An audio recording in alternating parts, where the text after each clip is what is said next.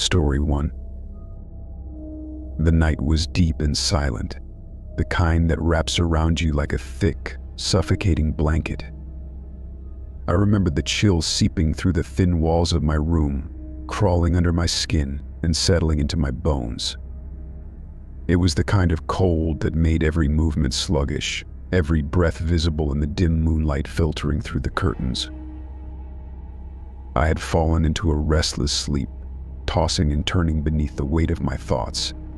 Dreams danced at the edge of my consciousness, twisted and fragmented, slipping through my fingers like water. And then abruptly I jolted awake. At first I couldn't discern what had woken me, a creaking floorboard, a distant sound echoing through the night. But as my eyes adjusted to the darkness, I felt it, a presence, heavy and oppressive, lingering at the edge of my awareness.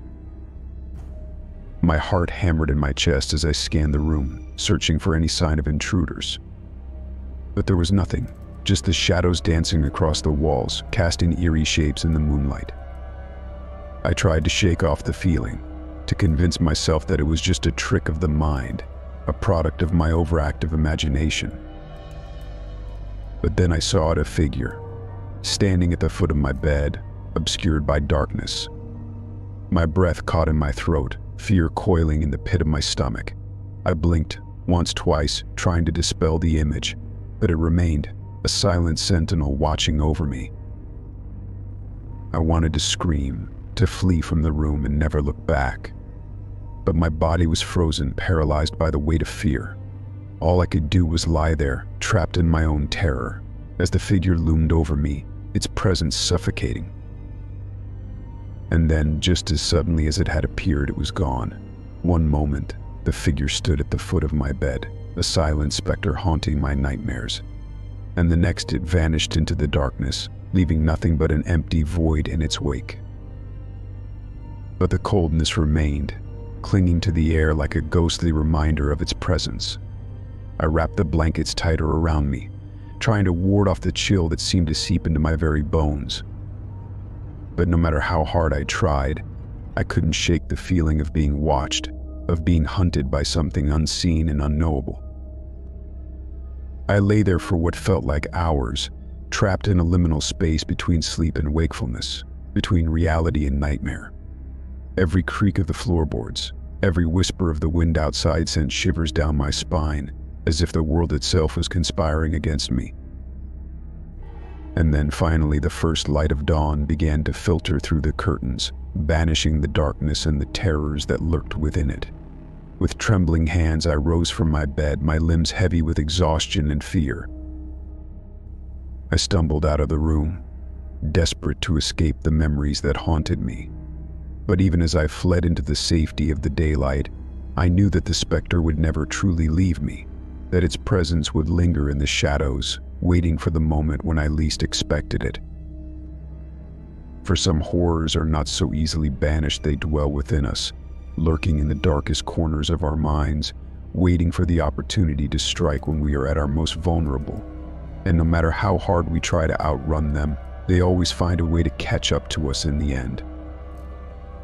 The morning sun painted the room in hues of gold, casting long shadows that seemed to stretch and dance across the walls. But even in the light of day, I couldn't shake the feeling of unease that lingered in the air, like a foul scent that refuses to dissipate. I forced myself to carry on with my daily routine, to push the events of the night to the back of my mind and focus on the tasks at hand. But with every step I took, I felt the weight of the previous night pressing down on me, threatening to consume me whole. I tried to convince myself that it had all been a dream, a trick of the mind brought on by exhaustion and stress. But deep down I knew better. I had felt the coldness of its gaze, the oppressive weight of its presence bearing down on me like a leaden shroud. As the day wore on, the memory of the figure at the foot of my bed haunted me like a specter, lurking just beyond the edge of my consciousness. I caught myself glancing over my shoulder, half expecting to see its shadow looming behind me, ready to drag me back into the darkness from which it had emerged. But each time I turned, there was nothing, just the empty expanse of the room stretching out before me, devoid of any trace of the terror that had plagued me the night before. It was as if the figure had never existed at all, as if I had been hallucinating the entire ordeal. I tried to bury myself in work, to distract myself from the gnawing sense of dread that gnawed at the edges of my sanity. But no matter how hard I tried, I couldn't shake the feeling that I was being watched, that the eyes of the unknown were still upon me, waiting and watching from the shadows. Night fell once again, casting the world into darkness and bringing with it a sense of foreboding that hung heavy in the air. I found myself dreading the moment when I would have to return to my bed, to face the possibility of encountering the figure once more. Story 2. The scratching noises began as a subtle disturbance, barely audible above the gentle hum of the night. At first, I brushed it off as nothing more than the scurrying of rodents, a common occurrence in old houses like mine. But as the night wore on, the sound grew louder, more insistent, until it seemed to fill the room with its ceaseless rhythm. I tried to ignore it, burying my head beneath the pillow in a futile attempt to drown out the noise. But no matter how hard I tried to block it out, the scratching persisted, like a persistent echo reverberating through the walls. As I lay there, tossing and turning in the darkness, I couldn't shake the feeling that there was something unnatural about the noise, something sinister lurking just beyond the edge of my perception. It was as if the very walls themselves were alive, whispering secrets that I was not meant to hear. And then, to my horror, the scratching began to echo my movements, as if something or someone was imitating me from within the darkness. With each shift of my body, the sound would respond in kind, a twisted parody of my own actions. Fear clawed at the edges of my mind as I lay there, paralyzed by the realization that I was not alone in my own home.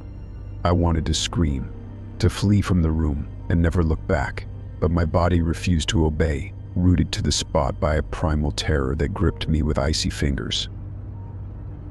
I strained to listen, to discern the source of the sound, but it seemed to come from everywhere, and nowhere all at once, filling the room with its malevolent presence.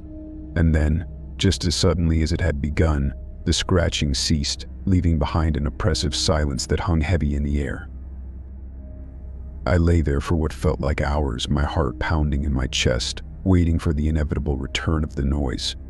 But as the minutes ticked by, it became clear that whatever had been lurking in the darkness had retreated once more, leaving me alone with my racing thoughts. Eventually, exhaustion overtook me, dragging me down into the depths of sleep with a merciful embrace. But even as I drifted off into unconsciousness, I knew that the scratching would haunt my dreams, a relentless reminder of the darkness that lurked just beyond the edge of reality. The following day dawned bright and clear, the sunlight streaming through the windows and banishing the shadows that had haunted me throughout the night. I tried to push the events of the previous night to the back of my mind, to convince myself that it had all been nothing more than a bad dream brought on by stress and fatigue. But deep down I knew better.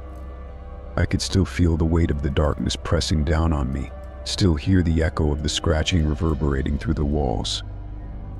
And try as I might to shake off the feeling of unease that clung to me like a second skin, I couldn't help but wonder what other horrors lay hidden within the depths of my own home, waiting to reveal themselves when I least expected it. As the days turned into weeks, the scratching noises became a constant presence in my life, a grim reminder of the darkness that lurked just beyond the edge of my perception. I tried to ignore them, to carry on with my daily routine as if nothing had changed, but the fear that gripped me refused to be silenced. I sought solace in the company of friends and loved ones, hoping that their presence would chase away the shadows that haunted me. But no matter how hard I tried to escape, the scratching followed me wherever I went, a constant reminder of the darkness that lurked just beneath the surface of my reality.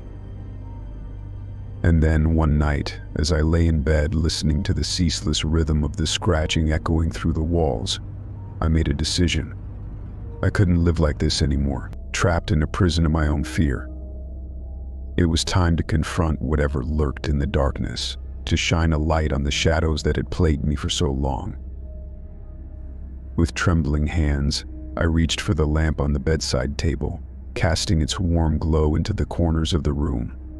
And there, in the faint light of dawn, I saw a shadowy figure crouched in the corner, its eyes glowing with an otherworldly light. But instead of recoiling in terror, I felt a strange sense of calm wash over me, as if a weight had been lifted from my shoulders. For in that moment I realized that the darkness was not something to be feared, but something to be embraced, a part of myself that I had long denied. And as I reached out to touch the figure, to make peace with the shadows that had haunted me for so long, I felt a sense of liberation unlike anything I had ever known.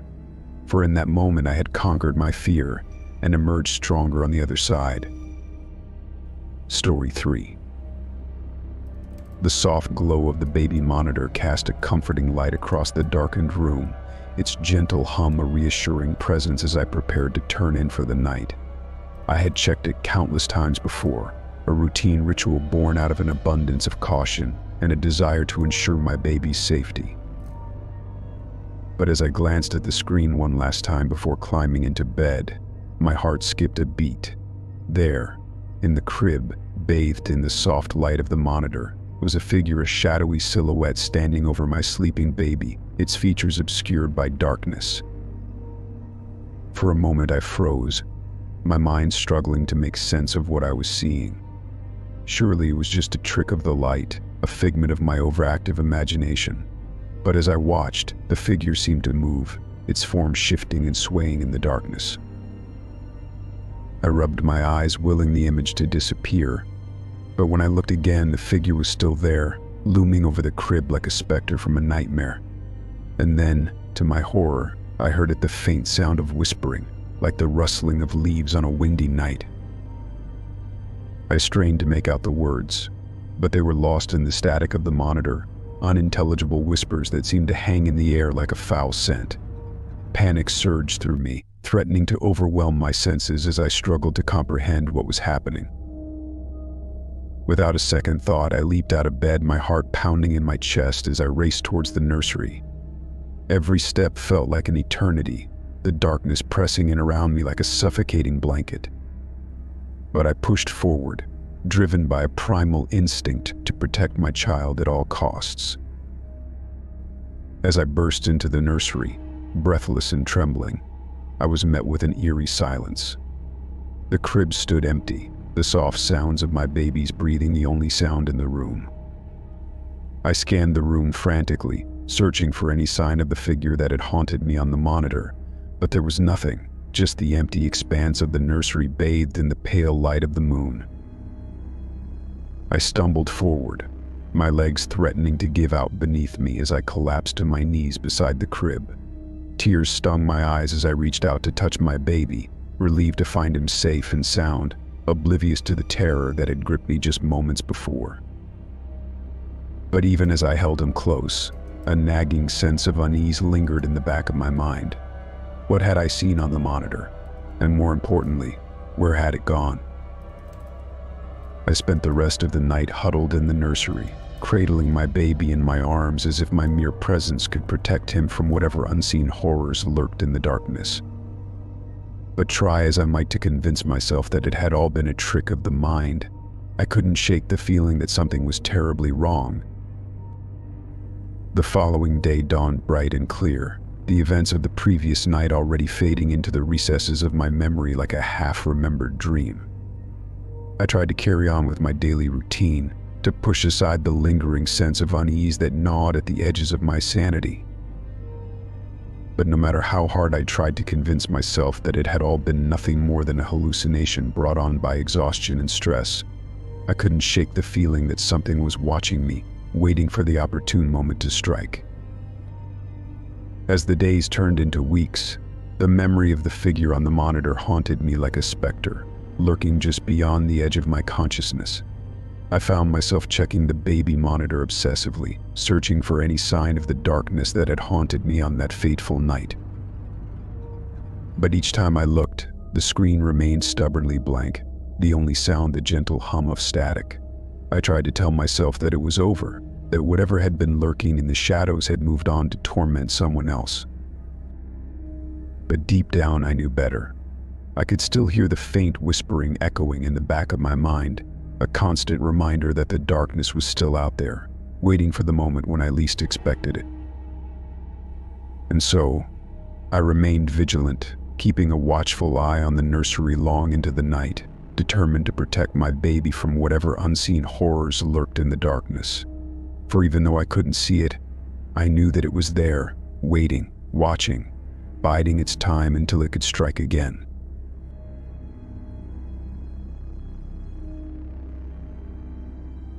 Story 4. The abandoned house next door had always been a source of fascination and dread for me. Its weather-beaten facade loomed over our neighborhood like a silent sentinel, its windows boarded up and its doors sealed shut as if to ward off prying eyes. And yet, despite its decrepit appearance, there was something undeniably alluring about the place, something that drew me to it like a moth to a flame. It was on one particularly restless night that I first heard the faint sound of a child's laughter echoing through the stillness of the night. At first I dismissed it as nothing more than a trick of the wind, a figment of my overactive imagination. But as the nights wore on, the laughter grew louder, more insistent, until it seemed to fill the very air around me with its eerie melody. I tried to ignore it, to drown it out with the noise of the television or the comforting hum of a fan. But no matter how hard I tried to block it out, the laughter persisted, a constant reminder of the darkness that lurked just beyond the edge of my perception. And then, one night, curiosity got the better of me. Unable to resist the pull of the unknown any longer, I crept to the window and peered out into the darkness, hoping to catch a glimpse of the source of the laughter. What I saw chilled me to the bone, a silhouette, barely visible against the backdrop of the moonlit night, swinging from the rafters of the abandoned house next door. At first I thought it was just a trick of the light, a shadow cast by some errant object caught in the breeze. But then I saw its eyes, two pinpricks of light glowing in the darkness, fixed on me with an intensity that sent shivers down my spine. They seemed to pierce through the veil of night, boring into my very soul with their otherworldly gaze. I recoiled in horror, stumbling backwards and tripping over my own feet in my haste to escape the sight before me. I wanted to scream, to flee from the window and never look back, but my body refused to obey, rooted to the spot by a primal terror that gripped me with icy fingers. For what felt like an eternity, I stood there, transfixed by the sight of the figure swinging from the rafters, its laughter echoing in my ears like a sinister symphony. And then, just as suddenly as it had appeared, it was gone, leaving behind nothing but a lingering sense of dread that hung heavy in the air. I spent the rest of the night huddled beneath the covers, unable to shake the image of those glowing eyes from my mind. Every creak of the floorboards, every gust of wind rattling the windows sent shivers down my spine, as if the very walls of my own home were conspiring against me. The following day dawned bright and clear, the events of the previous night already fading into the recesses of my memory like a half-remembered dream. I tried to convince myself that it had all been nothing more than a hallucination brought on by exhaustion and stress, but deep down, I knew better. I couldn't shake the feeling that something was terribly wrong, that the abandoned house next door held secrets darker and more sinister than I could ever imagine. And so, despite my better judgment, I found myself drawn back to it, like a moth to a flame. As the days turned into weeks, the laughter continued to haunt me, growing louder and more insistent with each passing night. I tried to ignore it, to carry on with my daily routine as if nothing had changed, but the darkness that lurked just beyond the edge of my perception refused to be ignored. And then, one night, as I lay in bed, listening to the familiar sound of the child's laughter echoing through the darkness, I made a decision. I couldn't live like this anymore, trapped in a prison of my own fear.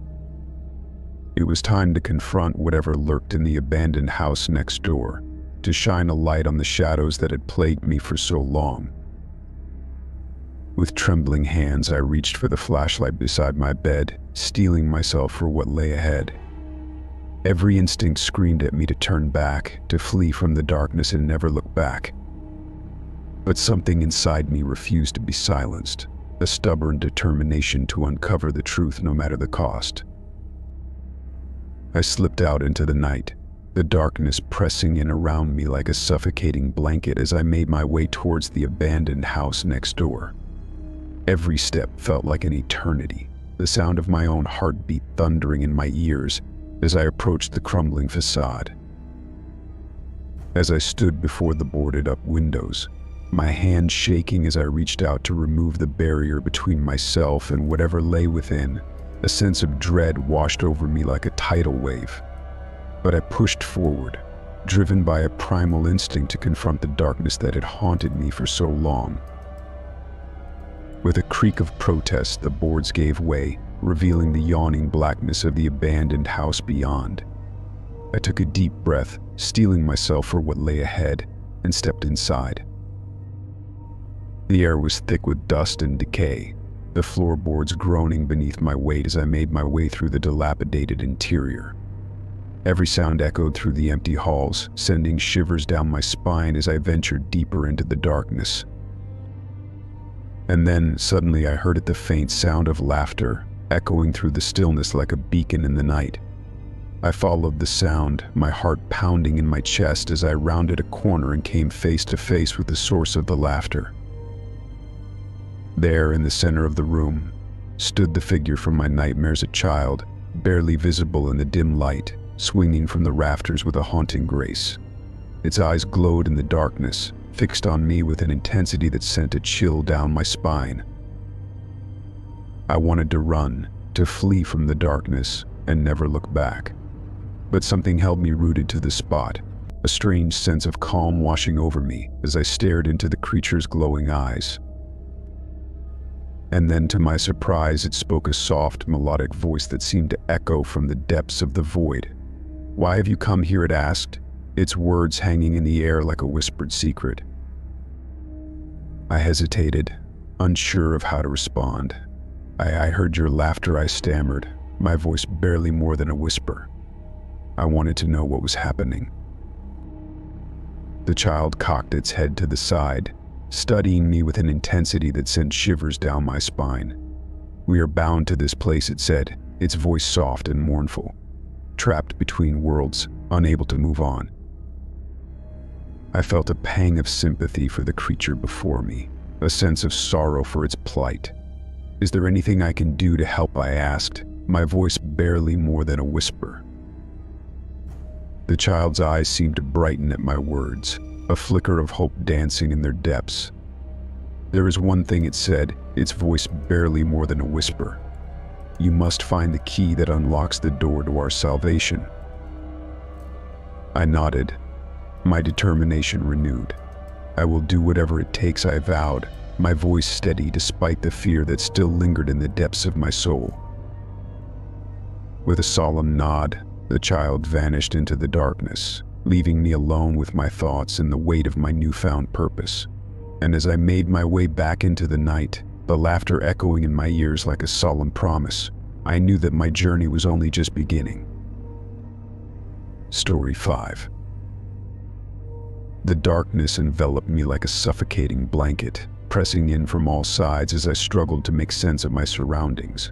My limbs felt heavy, as if weighed down by some unseen force, and the air was thick with the smell of earth and decay. Panic surged through me as I realized where I was buried alive in a coffin, 6 feet beneath the ground.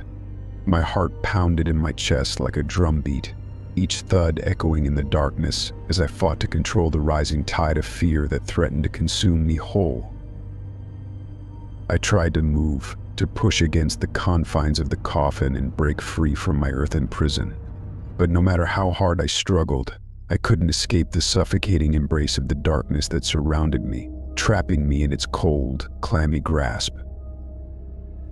With each passing moment, the air grew thinner, the walls of the coffin closing in around me like a vise.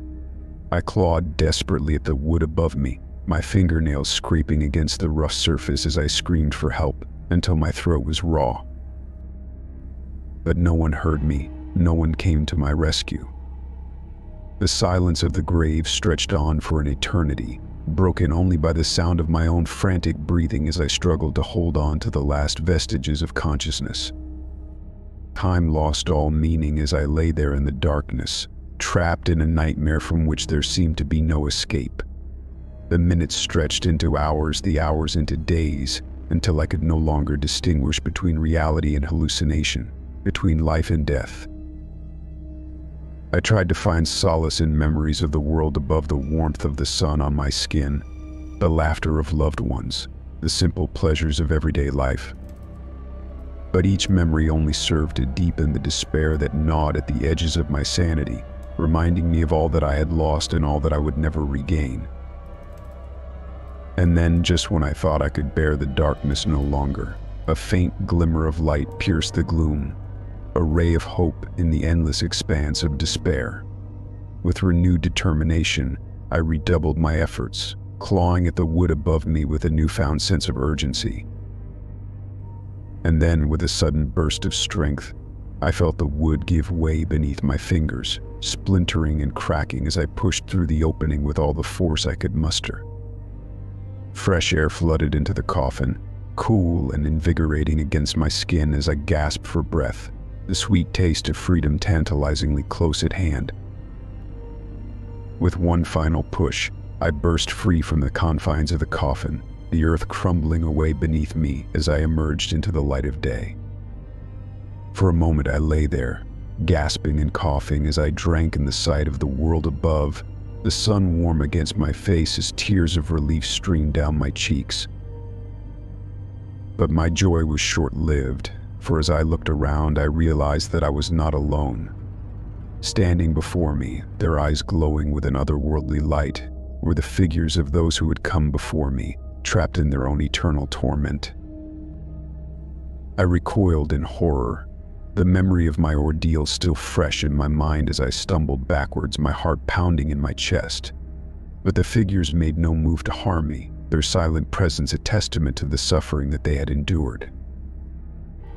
With a sense of grim determination, I made my way back to the surface, my mind reeling with the realization that I had escaped the clutches of death, if only for a moment.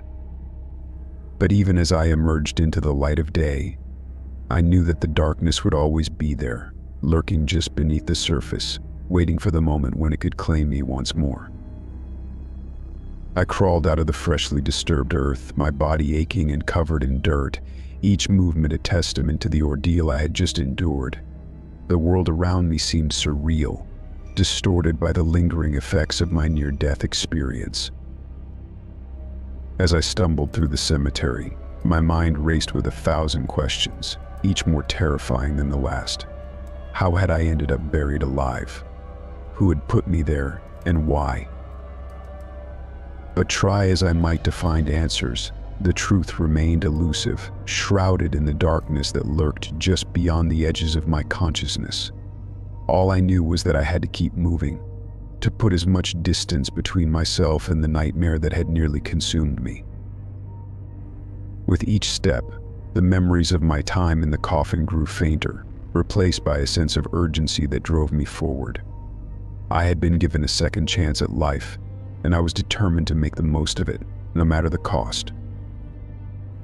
But even as I left the cemetery behind me, the feeling of being watched lingered in the back of my mind, a constant reminder of the darkness that still lurked just beyond the edges of my perception.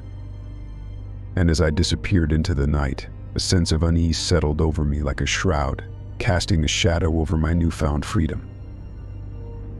Story 6. The attic had always been a place of mystery and intrigue for me, its dusty corners and cobweb-covered boxes holding secrets long forgotten by time. So when I stumbled upon the old diary hidden amongst the detritus of years gone by, I couldn't help but feel a sense of excitement tinged with trepidation. The diary was weathered and yellowed with age, its pages brittle and fragile to the touch. As I flipped through its contents, I felt a thrill of anticipation coursing through my veins, eager to uncover the secrets that lay hidden within. But as I began to read, that thrill quickly turned to horror. The entries detailed a murder that had taken place in my own house decades ago, a brutal crime that had shocked the small town and left its inhabitants reeling in its wake. As I read on, the details of the murder grew more gruesome, the words on the page painting a vivid picture of the violence that had unfolded within these very walls. And then, to my horror, I came across a passage that sent a chill down my spine, a description of the killer, their features eerily similar to my own. I stared at the words on the page, my mind reeling with disbelief. How could this be possible? Was it just a coincidence, or was there something more sinister at play? As I continued to read, the diary revealed more and more details about the murder, each entry painting a picture of a troubled individual driven to madness by their own inner demons. And with each passing page, I couldn't shake the feeling that I was reading about myself, that the killer described in the diary was none other than the person staring back at me in the mirror. I tried to rationalize it, to convince myself that it was all just a figment of my imagination. But the more I read, the more convinced I became that there was a connection between the events described in the diary and the strange occurrences that had been happening in my own life. As I delved deeper into the diary, I uncovered more clues about the identity of the killer, a troubled soul tormented by their own inner darkness, driven to commit unspeakable acts of violence in a desperate bid for redemption. But try as I might to distance myself from the horrors of the past, I couldn't shake the feeling that the diary held the key to unlocking the mysteries of my own existence. And so, with a sense of grim determination, I set out to uncover the truth, no matter the cost. As I pored over the pages of the diary, I began to notice strange similarities between the events described within its faded pages and the strange occurrences that had been happening in my own life. It was as if history was repeating itself, playing out the same tragic tale over and over again. But as I read on, I began to uncover more clues about the identity of the killer, a troubled soul tormented by their own inner demons, driven to commit unspeakable acts of violence in a desperate bid for redemption. With each revelation, the pieces of the puzzle began to fall into place, painting a picture of a person consumed by darkness, their very existence a reflection of the horrors that had unfolded within these very walls. I tried to distance myself from the revelations of the diary, to convince myself that I was not the same person described within its pages. But the more I read, the more convinced I became that there was a connection between the events of the past and the nightmares that haunted my waking hours. And then, one night, as I lay awake in bed, the truth came crashing down upon me like a tidal wave. I was the killer, the same person described in the diary, driven to madness by my own inner demons, doomed to repeat the same cycle of violence and despair for all eternity. I recoiled in horror, the weight of my own guilt pressing down on me like a leaden shroud. How had I not seen it before? How had I allowed myself to become consumed by the darkness that lurked within me, oblivious to the horrors that I had unleashed upon the world? But even as I grappled with the enormity of my actions, a sense of grim determination washed over me. I knew what I had to do. I had to confront the darkness that lurked within me, to face the demons that had driven me to commit such unspeakable acts. With trembling hands, I closed the diary and made my way downstairs, each step a testament to the weight of the burden that I now carried. But as I reached the front door, a sense of unease washed over me, a feeling that I was not alone in the darkness. I hesitated, my hand hovering over the doorknob as I searched for the strength to face what lay beyond. And then, with a deep breath, I pushed open the door and stepped out into the night, ready to confront the darkness that lurked within me once and for all.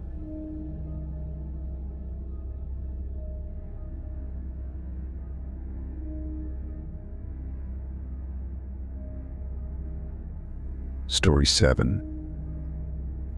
The night began like any other, the sky painted in shades of indigo as the sun dipped below the horizon, casting long shadows that stretched across the sleepy town. But as the hours passed and darkness settled over the land, a strange fog began to roll in from the surrounding hills, creeping through the streets like a silent predator. At first I paid it little mind, dismissing it as nothing more than a trick of the weather. But as the fog thickened and enveloped everything in its chilling embrace, a sense of unease settled over me like a heavy cloak. I stood on the porch of my house, peering out into the swirling mist with a growing sense of trepidation. There was something unnatural about it, something otherworldly that sent shivers down my spine.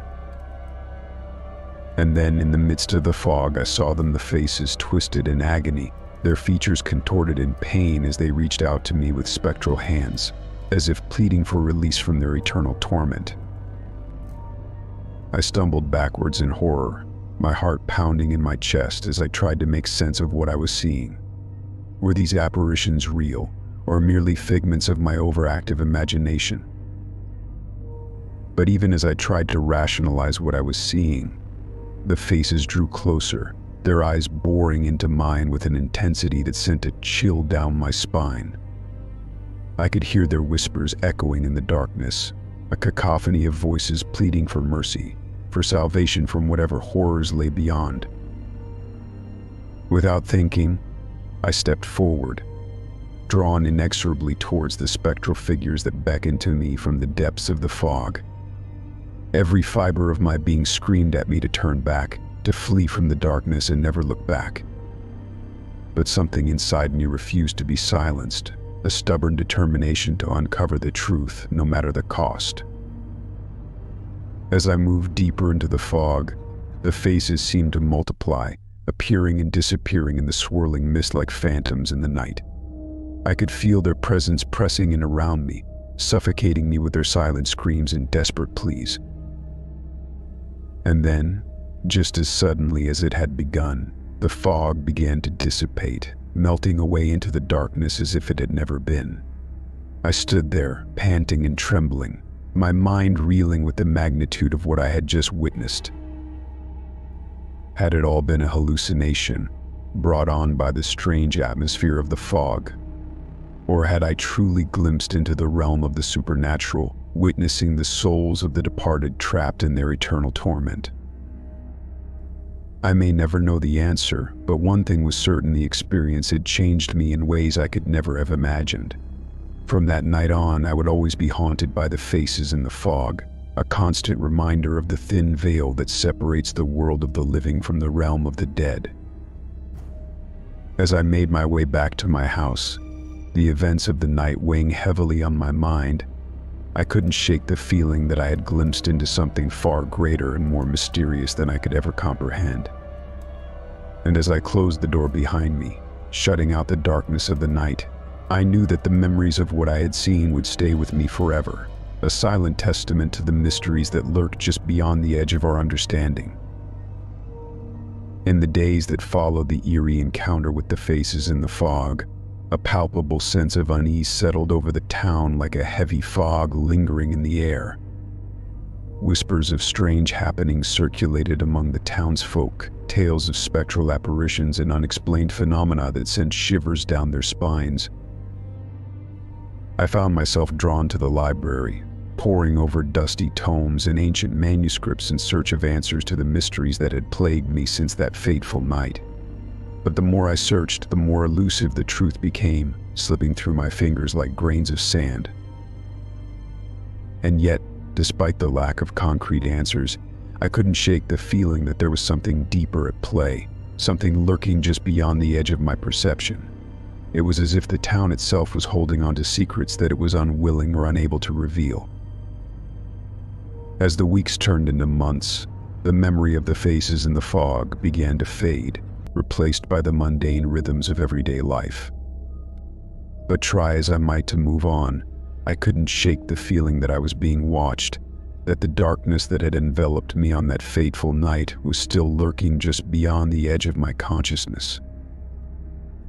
And then one night, as I lay in bed listening to the familiar sounds of the night, a chill swept through the room, sending goosebumps prickling across my skin. I sat up, my heart pounding in my chest as I scanned the darkness for any sign of the spectral figures that had haunted me in the fog. But there was nothing, no faces, no whispers, only the oppressive silence of the night. And yet, despite the absence of any tangible threat, I couldn't shake the feeling that I was not alone, that the darkness was still out there, waiting for the opportune moment to strike. With a sense of grim determination, I resolved to confront whatever lurked in the shadows, to shine a light on the mysteries that had plagued me for so long. For even though I may never uncover the truth, I knew that I could not rest until I had faced the darkness head-on, no matter the cost. Story 8. The whispers began as a faint murmur, barely audible over the gentle hum of the ceiling fan. At first I dismissed them as nothing more than a trick of the wind, a figment of my overactive imagination. But as the nights wore on, the whispers grew louder, more insistent, until they seemed to fill the very air around me with their sinister melody. I tried to ignore them, to drown them out with the noise of the television or the comforting hum of a fan. But no matter how hard I tried to block them out, the whispers persisted, a constant reminder of the darkness that lurked just beyond the edges of my perception. And then one night, as I lay in bed listening to the familiar sounds of the night, the whispers seemed to take on a life of their own, their words twisting and turning like serpents in the darkness. I strained to make out what they were saying, but the words were lost in the static of the night, unintelligible whispers that seemed to hang in the air like a foul scent. But even as I struggled to comprehend the meaning behind the whispers, a sense of unease settled over me like a heavy weight, pressing down on my chest and making it difficult to breathe. I could feel eyes watching me from the shadows, their gaze burning into my soul with an intensity that sent shivers down my spine. With a trembling hand, I reached for the lamp beside my bed, casting a soft glow across the room as I searched for the source of the whispers. And then, as if drawn by some unseen force, my gaze fell upon the mirror hanging on the wall opposite my bed. At first, I saw nothing out of the ordinary, a reflection of myself staring back at me with an expression of mild curiosity. But as I stared into the depths of the mirror, I saw something shift behind my own reflection, a flicker of movement in the darkness that sent a chill down my spine. And then, to my horror, I heard the whispers, emanating from the depths of the mirror like a siren's song. They spoke of unspeakable horrors, of whispered promises of power beyond imagining, their words twisting and turning like serpents in the darkness. I recoiled in horror, my heart pounding in my chest as I stumbled backwards, unable to tear my gaze away from the mirror. The whispers grew louder, more insistent, until they seemed to fill the room with their sinister melody, drowning out the sounds of the night. With a sudden burst of courage, I reached out to touch the mirror, my fingertips grazing the cool surface as I whispered a prayer for protection. But as my hand made contact with the glass, a jolt of electricity shot through me, sending me reeling backwards with a cry of pain. And then, just as suddenly as it had begun, the whispers stopped, leaving behind nothing but a suffocating silence that seemed to press in on me from all sides. I lay there, trembling and disoriented, my mind reeling with the magnitude of what I had just experienced. For hours I lay there in the darkness, unable to sleep, unable to shake the feeling that something was terribly wrong. And then, as the first light of dawn began to filter through the curtains, I made a decision. I had to confront whatever lurked within the mirror, to uncover the truth, no matter the cost. With a sense of grim determination, I rose from my bed and made my way across the room, my heart pounding in my chest as I stood before the mirror once more. I took a deep breath, steeling myself for what lay ahead, and then, with trembling hands, I reached out and touched the glass. For a moment, nothing happened, and then slowly, The surface of the mirror began to ripple like the surface of a pond disturbed by a stone. I watched in horror as my reflection shifted and changed before my eyes, twisting and contorting into grotesque shapes that bore no resemblance to the person staring back at me from the other side. And then, just as suddenly as it had begun, the ripples ceased, leaving behind nothing but a sense of profound unease. I stared at my reflection, my heart pounding in my chest as I tried to make sense of what I had just witnessed. But the reflection staring back at me was not my own. It was something else entirely, something dark and malevolent that seemed to leer at me from behind the glass. Its smile was twisted and cruel, its eyes filled with a hunger that sent shivers down my spine.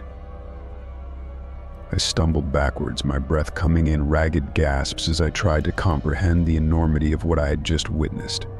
Had I just glimpsed into the realm of the supernatural, or was I simply losing my mind? With a sense of mounting dread, I turned away from the mirror and fled from the room, the echoes of the whispers still ringing in my ears. But even as I left the mirror behind, I knew that its dark secrets would haunt me for the rest of my days, a constant reminder of the darkness that lurks just beyond the edge of our understanding. Story 9. The night was still, the air heavy with the weight of impending darkness as I stood before the mirror in my bedroom. At first, everything seemed normal. The reflection staring back at me was my own, its features familiar and unremarkable. But then, as I moved to adjust my tie, something strange happened. My reflection moved too, mirroring my actions with a sinister twist. Its movements were exaggerated, almost mocking in their perfection, as if it were taunting me from the other side of the glass. I froze, my heart pounding in my chest as I stared at the reflection before me. This couldn't be happening, I told myself. It was impossible.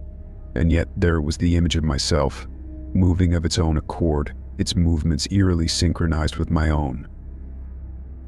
With a growing sense of unease, I reached out to touch the glass, expecting to feel the cold, smooth surface beneath my fingertips. But instead, my hand passed through the mirror, as if it were nothing more than a thin veil separating me from the other side. I stumbled backwards, my mind reeling with shock and confusion. What was happening to me? Was I losing my mind, or was there something more sinister at play? As if in answer to my unspoken question, the reflection began to move again, its movements growing more erratic with each passing moment. It twisted and contorted, its features morphing into grotesque caricatures of my own, until I could no longer bear to look at it. But try as I might to tear my gaze away, I found myself unable to move, rooted to the spot by some unseen force.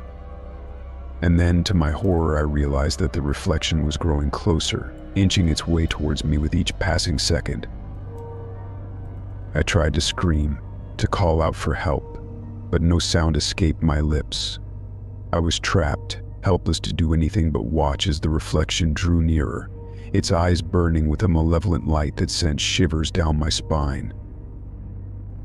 And then, just as suddenly as it had begun, the reflection stopped, freezing in place just inches from my own face. I could feel its breath on my skin, cold and clammy, sending a chill down my spine as I stared into its soulless eyes. For a moment, everything was still, the air thick with tension as I waited for anything to happen. But then, with a sudden burst of movement, the reflection lunged forward, its hands reaching out to grab me with a strength that belied its ethereal form. I stumbled backwards, my heart pounding in my chest as I tried to flee from the nightmare that had taken hold of me. But no matter how fast I ran, the reflection was always there, its presence looming over me like a shadow in the night. I knew that I had to find a way to escape, to break free from the clutches of the reflection before it was too late. But try as I might to find a solution, my mind came up blank, my thoughts clouded by fear and confusion. And then, just when it seemed like all hope was lost, a voice whispered in the darkness, a voice that seemed to come from within the depths of the mirror itself. "Embrace me," it hissed, its words dripping with malice. "Embrace the darkness that lurks within you, and together we shall rule over this world as kings." I recoiled in horror, my mind reeling with the enormity of what I had just heard. Was this the voice of the reflection, or was it something else entirely? And more importantly, could I trust it? With a sense of grim determination, I squared my shoulders and faced the reflection head-on. "I will not succumb to you," I declared, my voice trembling but firm. "I will fight until my last breath to break free from your grasp." For a moment there was silence, as if the reflection were considering my words. And then, with a guttural roar, it lunged forward once more, its hands outstretched as if to crush the life from my body. But this time I was ready. With a sudden burst of strength, I reached out and grabbed hold of the reflection's hands, pushing back with all the force I could muster. And then, with a blinding flash of light, the reflection shattered into a million pieces, disappearing into the darkness from whence it came. I collapsed to the ground, gasping for breath as the weight of what had just happened washed over me. But even as I lay there battered and bruised, I knew that the nightmare was far from over. For as long as the mirror remained, the darkness would always be there, lurking just beyond the edge of my perception, waiting for the opportune moment to strike. And so, with a sense of grim determination, I rose to my feet and vowed to never forget the horrors that I had witnessed that fateful night, lest they return to claim me once more.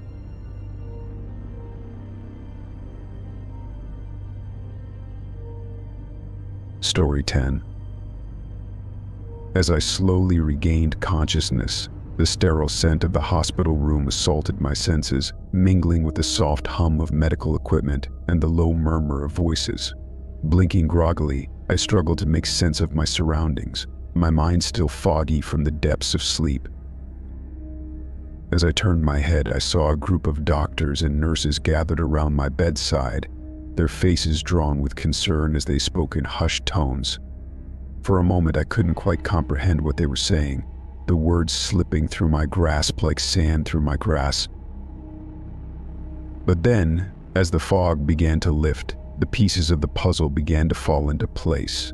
They were talking about me, about how I had been in a coma for years, how my condition had baffled even the most experienced medical professionals.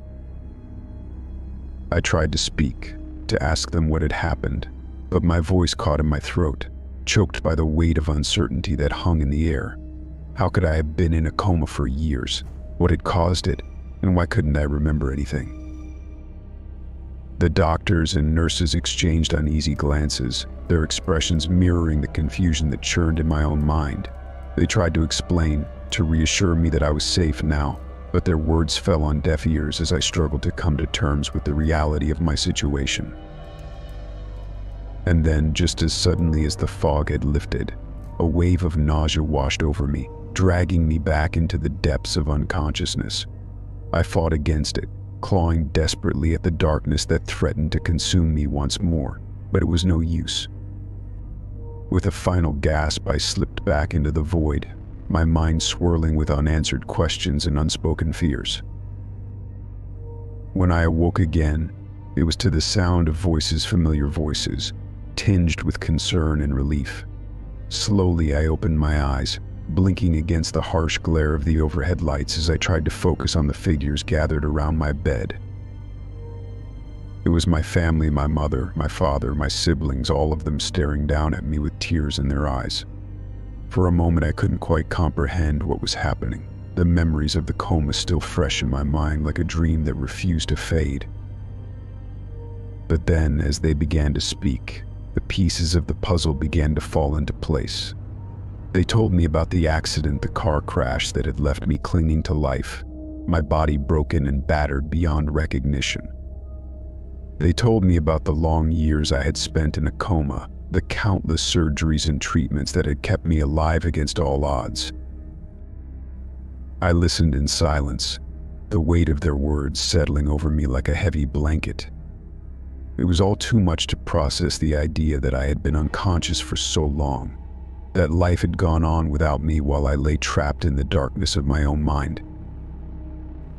And yet, even as they spoke, I couldn't shake the feeling that something was not quite right, that there was more to my coma than met the eye. It was as if a shadow lingered at the edges of my consciousness, whispering secrets that I could not yet comprehend. As the days turned into weeks, I began to notice strange occurrences, odd coincidences, and unexplained phenomena that seemed to follow me wherever I went. Objects would move of their own accord, strange noises echoed through the halls of the hospital at night, and I would catch glimpses of shadowy figures lurking in the corners of my vision. At first, I tried to dismiss them as hallucinations, the product of a mind still reeling from the trauma of my accident. But the more I tried to rationalize them away, the more convinced I became that there was something sinister at play, that I had brought something back with me from the other side. I confided in the doctors and nurses, telling them about the strange occurrences that plagued me day and night. But they dismissed my concerns, chalking them up to the stress and anxiety of my recovery. But try as I might to convince myself that I was simply imagining things, I couldn't shake the feeling that something was terribly wrong.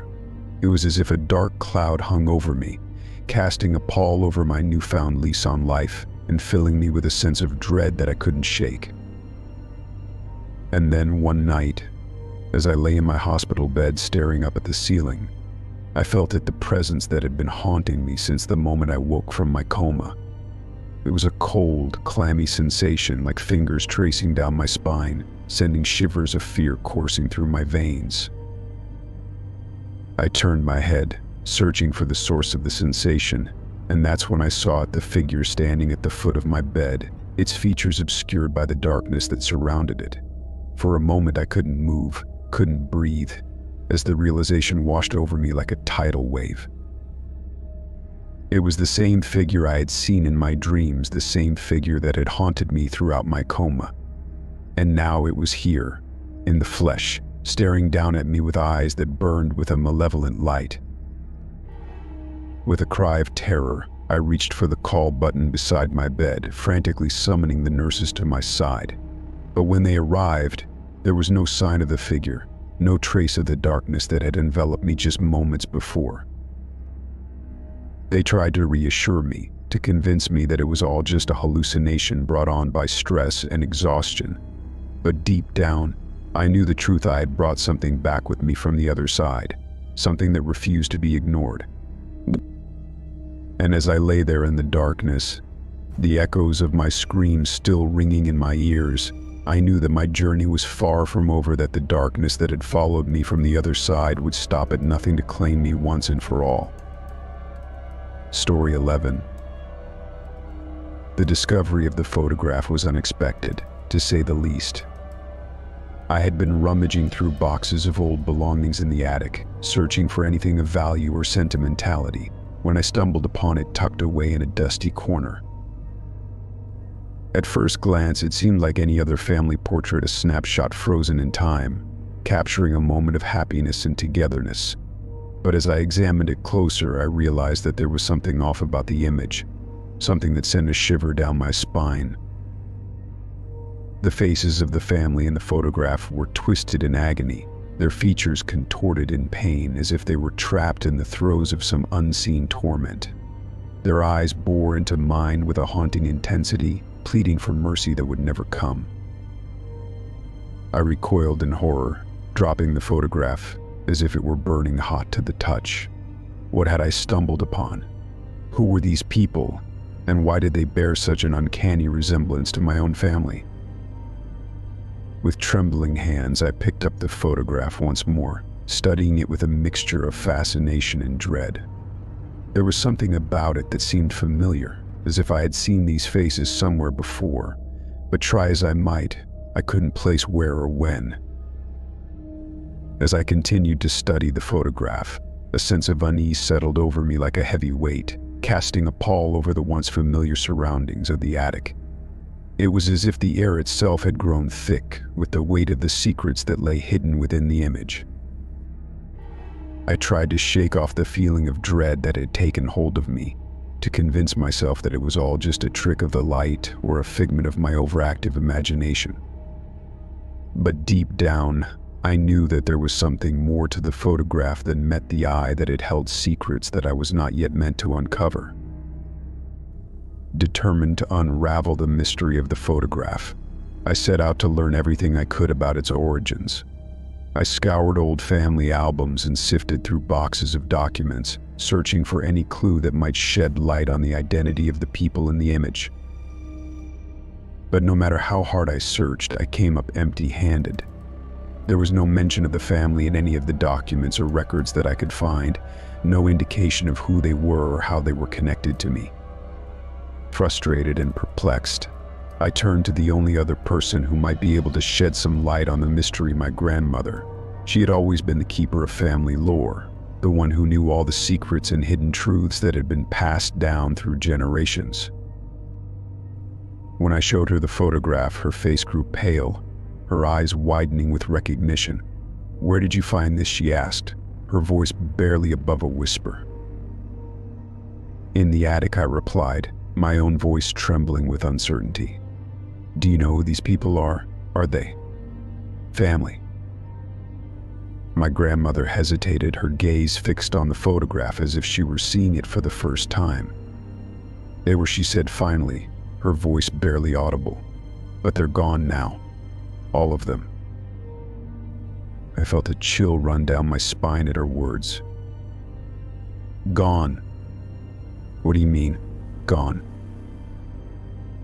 She sighed, her expression pained. "It's a long story, one that I never thought I'd have to tell. But it seems that the time has come for the truth to be revealed." And so, with a heavy heart, my grandmother began to recount the tale of the family in the photograph, a tale of tragedy and loss, of dark secrets that had been buried for generations. According to my grandmother, the family in the photograph had once been prosperous and well-respected members of the community, their names synonymous with wealth and privilege. But behind closed doors, they harbored a dark secret, a secret that would ultimately lead to their downfall. As the story unfolded, I listened in rapt attention, hanging on my grandmother's every word. She spoke of a curse that had been placed upon the family generations ago, a curse that condemned them to suffer for their sins for all eternity. And as she spoke, I couldn't shake the feeling that the curse was somehow connected to the photograph, that the faces twisted in agony were not just random strangers, but my own ancestors, doomed to relive their torment for all eternity. When my grandmother finished her tale, there was a long silence, broken only by the sound of our breathing. I stared down at the photograph, my mind swirling with questions and doubts.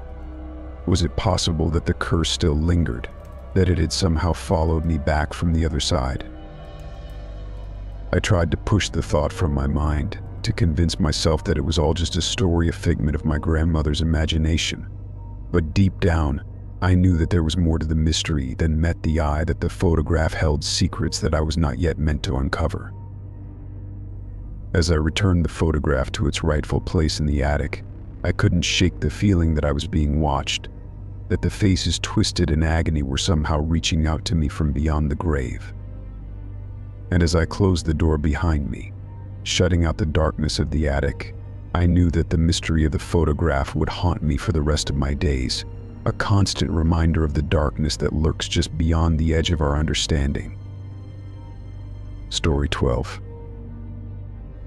The arrival of the package was unexpected, to say the least. It was a nondescript box, wrapped in brown paper and tied with fraying twine, with no return address or indication of who it was from. At first, I hesitated to open it, unsure of what might be lurking inside. But curiosity got the better of me, and with trembling hands, I carefully untied the twine and peeled back the layers of paper.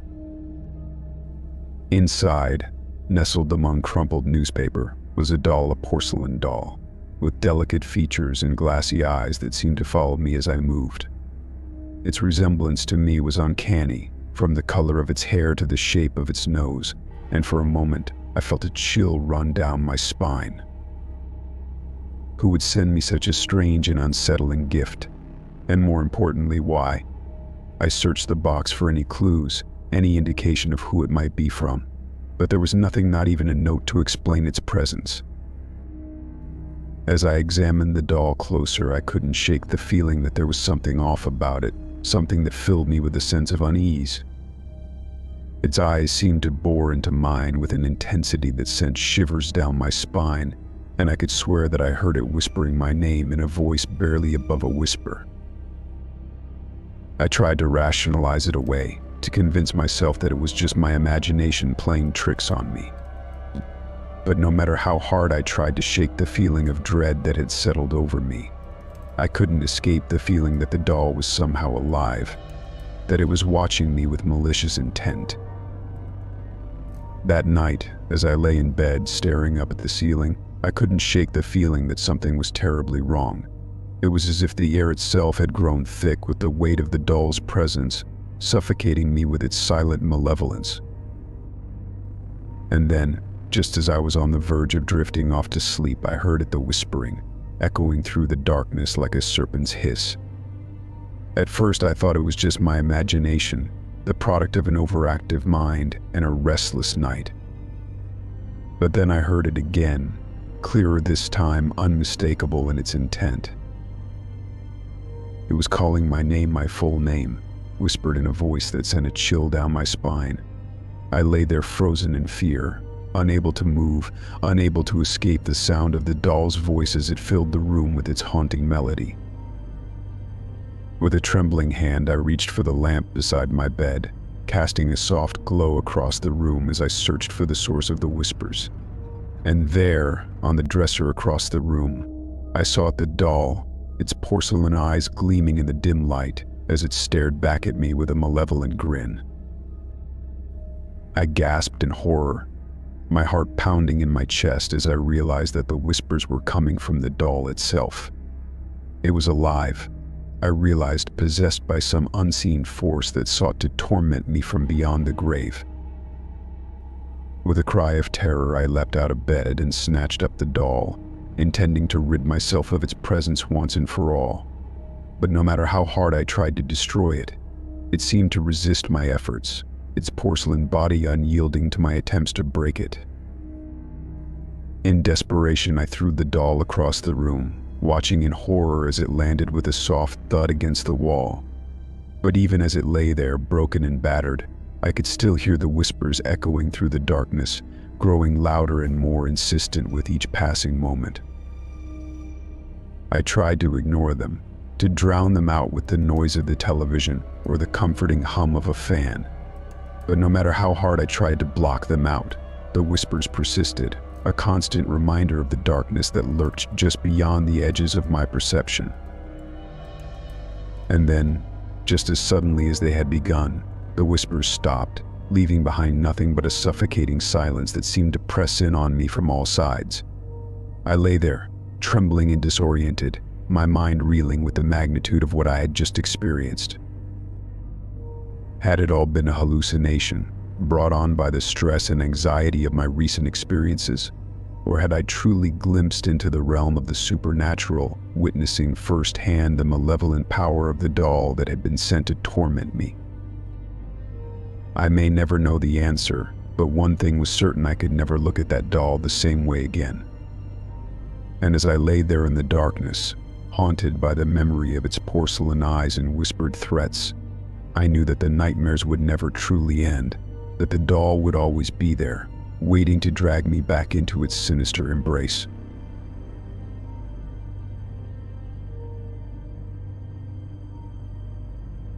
Story 13. As I slowly opened my eyes, the soft morning light filtering through the curtains gently kissed my face. The room was bathed in a tranquil glow, and for a moment I relished in the blissful ignorance of the day ahead. But as consciousness fully embraced me, a creeping unease settled in the pit of my stomach. I blinked a few times, trying to shake off the remnants of sleep, only to find myself staring at a scene straight out of a nightmare. Handprints adorned every inch of my bedroom walls, overlapping in a chaotic display, as if someone had been desperately clawing their way out. My heart thundered in my chest as I sat up, trying to make sense of the surreal sight before me. But then a shiver ran down my spine as realization dawned upon me. Those handprints, they were mine. Every single one of them bore the unique pattern of my fingers, as if I had frantically pressed against the walls in a desperate bid for escape. Panic gripped me like icy tendrils, threatening to suffocate me in its relentless embrace. I stumbled out of bed, my feet landing on the cold hardwood floor with a hollow thud. As I moved closer to the walls, the handprints seemed to mock me, their ghostly imprints haunting every corner of the room. How could this be possible? What could have driven me to leave such eerie marks in my own sanctuary? With trembling hands, I reached out to touch one of the handprints, half expecting it to vanish like a mirage. But the surface beneath my fingertips was solid and real, sending a jolt of fear coursing through my veins. My mind raced, desperately trying to piece together fragments of memory that seemed to elude me like elusive shadows in the night. And then, like a bolt from the blue, a faint recollection flickered in the recesses of my mind, a dream, vivid and haunting, where I found myself trapped in a labyrinth of darkness, my own hands clawing at the walls in a desperate bid for freedom. But dreams were supposed to stay confined within the realm of the subconscious, weren't they? They weren't supposed to spill over into reality with such terrifying clarity. I stumbled backwards, my breaths coming in ragged gasps as I struggled to make sense of the inexplicable. Every fiber of my being screamed for me to flee, to escape the suffocating confines of my own bedroom, but a morbid curiosity held me in its grip. What if there was more to this than met the eye? What if there was a rational explanation lurking just beyond my reach? With trembling legs, I made my way to the window, the cool glass offering a sliver of solace amidst the chaos that engulfed me. The world outside seemed eerily normal, oblivious to the silent turmoil that raged within the confines of my room. But as I gazed out at the familiar sights, a sense of dread settled over me like a heavy cloak. What if this wasn't an isolated incident? What if there were other signs, other clues lurking in the shadows, waiting to be unearthed? With a newfound determination, I set out to scour every inch of my apartment, searching for any semblance of an explanation, no matter how improbable it seemed.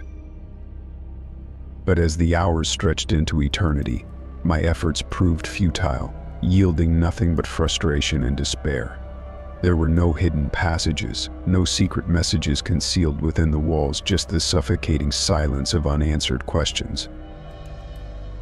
Exhausted and defeated, I returned to my bedroom, the handprints still mocking me with their silent accusation. And as I sank to the floor, my back against the wall, I couldn't help but wonder, was this just the beginning?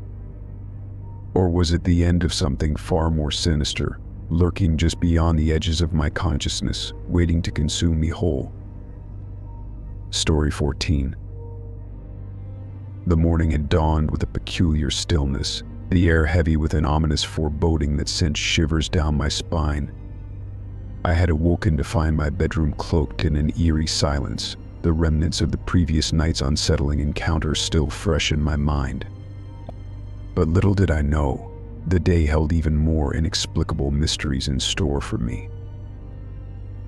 As I peered out the window, my eyes widened in disbelief at the surreal sight unfolding before me. A funeral procession snaked its way down the street, mourners dressed in somber black trailing behind a hearse adorned with flowers. But what chilled me to the bone was the sight of the coffin, identical to mine in every way, as if a macabre mirror image of my own demise. A knot formed in the pit of my stomach as I watched in stunned silence, my mind struggling to comprehend the bizarre spectacle unfolding before me. How could this be happening? Was I witnessing some twisted prank, a cruel joke orchestrated by unseen hands? Or was there something far more sinister at play, lurking just beyond the veil of reality? Driven by a mix of curiosity and dread, I hastily threw on some clothes and rushed outside, my heart hammering in my chest like a drumbeat of impending doom. But as I stepped onto the pavement, a wave of confusion washed over me. There was no sign of the funeral procession, no trace of the mourners or the hearse that had seemed so real just moments ago. I stood there, rooted to the spot, my mind reeling with disbelief. Had I imagined the whole thing? Was my sanity slipping through my fingers like grains of sand? But deep down, a nagging voice whispered that there was more to this than met the eye, that I had stumbled upon a mystery far beyond my comprehension. With trembling hands, I reached for my phone, desperate for some semblance of rationality in the midst of the chaos that threatened to consume me. But as I scrolled through the messages and missed calls, I found no answers, only a growing sense of unease gnawing at the edges of my consciousness. As the day wore on, I found myself consumed by a relentless sense of paranoia, my every move shadowed by the specter of impending doom. Everywhere I turned, I felt as though unseen eyes were watching me, their gaze piercing through the veil of reality with unnerving clarity. Nightfall brought little solace, the darkness serving only to heighten my sense of isolation and fear. I tossed and turned in bed, haunted by visions of my own funeral, the coffin a stark reminder of the fragile line between life and death. But just as I felt myself slipping into the abyss of despair, a faint glimmer of hope pierced the darkness of memory, buried deep within the recesses of my mind, resurfacing like a beacon of light in the gloom. I remembered a time, long ago, when I had stumbled upon an old book in my grandmother's attic, its pages yellowed with age and wisdom. Within its weathered covers lay the secrets of ancient rites and rituals, whispers of a world beyond the realm of mortal understanding. With a newfound resolve, I set out to uncover the truth, delving into the depths of forgotten lore in search of answers that had eluded me thus far. The journey was fraught with peril, each page a labyrinth of cryptic symbols and arcane incantations. But amidst the chaos, I found clarity, a revelation that shook me to my core, unraveling the fabric of reality itself.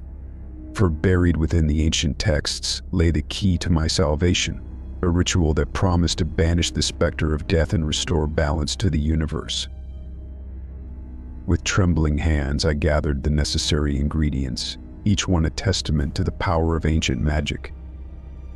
And as I stood before the flickering flame of a candle, reciting the incantation with a voice that trembled with determination, I felt a surge of energy coursing through my veins, a force beyond comprehension guiding my hand. And then, in a blinding flash of light, it was over the darkness that had gripped my soul, lifting like a veil, replaced by a sense of peace and clarity that I had thought lost forever. I had cheated death itself, defying the laws of nature with a single act of defiance. As I stepped outside into the cool night air, a sense of euphoria washed over me, the weight of the world lifting from my shoulders like a burden lifted. And as I gazed up at the stars, their light shining down upon me like a benediction, I knew that I had emerged from the darkness stronger than ever before, a beacon of hope in a world plagued by uncertainty and fear. Story 15. The discovery of the hidden room in my house was a revelation that sent shock waves through the very foundation of my reality. It was a cold winter's evening when I stumbled upon it, my curiosity piqued by a loose floorboard in the corner of the living room. With a sense of trepidation mingled with excitement, I pried the board loose, revealing a dark void beneath. Heart pounding in my chest, I reached into the darkness, fingers brushing against cool metal handle. With a deep breath, I pulled, and the floorboard creaked open, revealing a narrow staircase descending into the depths below. The air was thick with dust, and the musty scent of ages past, sending a shiver down my spine as I descended into the unknown. As I reached the bottom of the staircase, my eyes widened in disbelief at the sight that greeted me. The hidden room stretched out before me, illuminated by the soft glow of moonlight filtering in through a small, dusty window. But it was not the room itself that filled me with dread, it was what lay within. Toys old and forgotten lay scattered across the floor, their once bright colors faded with time. Dolls with missing limbs stared back at me with vacant eyes, their silent screams echoing in the stillness of the room. But it was the photographs that lined the walls that truly sent a chill down my spine. They were children, dozens of them, smiling faces frozen in time, their innocence captured for eternity. But as I looked closer, a sense of unease gnawed at the edges of my consciousness. These were not just any children, they were the faces of those who had gone missing, their disappearances shrouded in mystery and sorrow. My mind reeled with the implications of what I had stumbled upon. Had this hidden room been the lair of a kidnapper, a predator preying on the innocent? Or was there something far more sinister at play, something beyond the realm of human understanding? As I stood there, paralyzed by fear and uncertainty, a sound pierced the silence, a faint echo of laughter, distant yet unmistakable. My blood ran cold as I realized it was the laughter of children, echoing from the very walls of the room itself. With a sense of dread coursing through my veins, I moved closer to the source of the sound, my heart pounding in my chest like a drumbeat of impending doom. But as I reached out to touch the wall, the laughter ceased, replaced by an eerie silence that seemed to suffocate me in its embrace. I recoiled in horror, the hairs on the back of my neck standing on end as a chill ran down my spine. What dark secrets lay hidden within these walls? What unseen force lurked in the shadows, waiting to ensnare me in its grasp? With trembling hands, I reached for my phone, desperate for some semblance of connection to the outside world. But as I dialed the emergency number, a voice echoed in the darkness, a whisper, barely audible yet filled with a malevolent intent. "Leave this place," it hissed, the words sending a shiver down my spine. "Leave before it's too late." I stumbled backwards, my heart racing as I struggled to make sense of the voice that seemed to emanate from the very depths of the room itself. Was I losing my mind, or was there truly something sinister lurking in the shadows? Driven by a primal instinct to flee, I turned and ran, the sound of my footsteps echoing through the narrow confines of the hidden room. But as I reached the staircase and scrambled up the steps, a sense of dread washed over me like a tidal wave, threatening to drag me down into the abyss below. With a final burst of adrenaline-fueled determination, I burst through the trapdoor and into the safety of the living room above. Gasping for breath, I collapsed onto the floor, the weight of what I had witnessed bearing down on me like a crushing weight. But even as I lay there, trembling and exhausted, I knew that the nightmare was far from over. The hidden room, a dark and malevolent presence lurking within its depths, would haunt me for eternity, a reminder of the thin veil that separates the world of the living from the realm of the dead. Story 16. As consciousness slowly seeped into my groggy mind, I found myself enveloped in an eerie darkness, the cold touch of metal restraints digging into my wrists and ankles.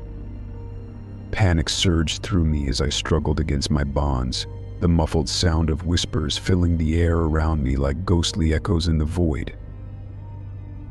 The figures, shrouded in shadow and obscured by grotesque masks, moved with a sinister grace, their movements synchronized as they closed in around me. My heart thundered in my chest, each beat a desperate plea for escape, as I frantically searched for any sign of a way out. But the room offered no solace, its walls seemingly closing in on me with each passing moment, trapping me in a nightmare from which I couldn't wake. I called out, my voice a hoarse whisper in the oppressive silence, but received no response, only the haunting echo of my own fear. The figures drew nearer, their gleaming surgical tools catching the faint light filtering through the darkness. Each blade seemed to glint with malevolence, promising pain and suffering beyond imagination. I squeezed my eyes shut, willing myself to wake from this twisted dream, but when I opened them again, the nightmare persisted. Unable to escape, I braced myself for the inevitable, the icy grip of dread tightening its hold on my trembling form. The figures loomed over me, their whispered words a cacophony of incomprehensible syllables that sent shivers down my spine. I strained to understand, but their language was foreign to my ears, a dark melody of unknown origin. With trembling hands, they began their grisly work, their movements precise and calculated as they dissected the very fabric of my being.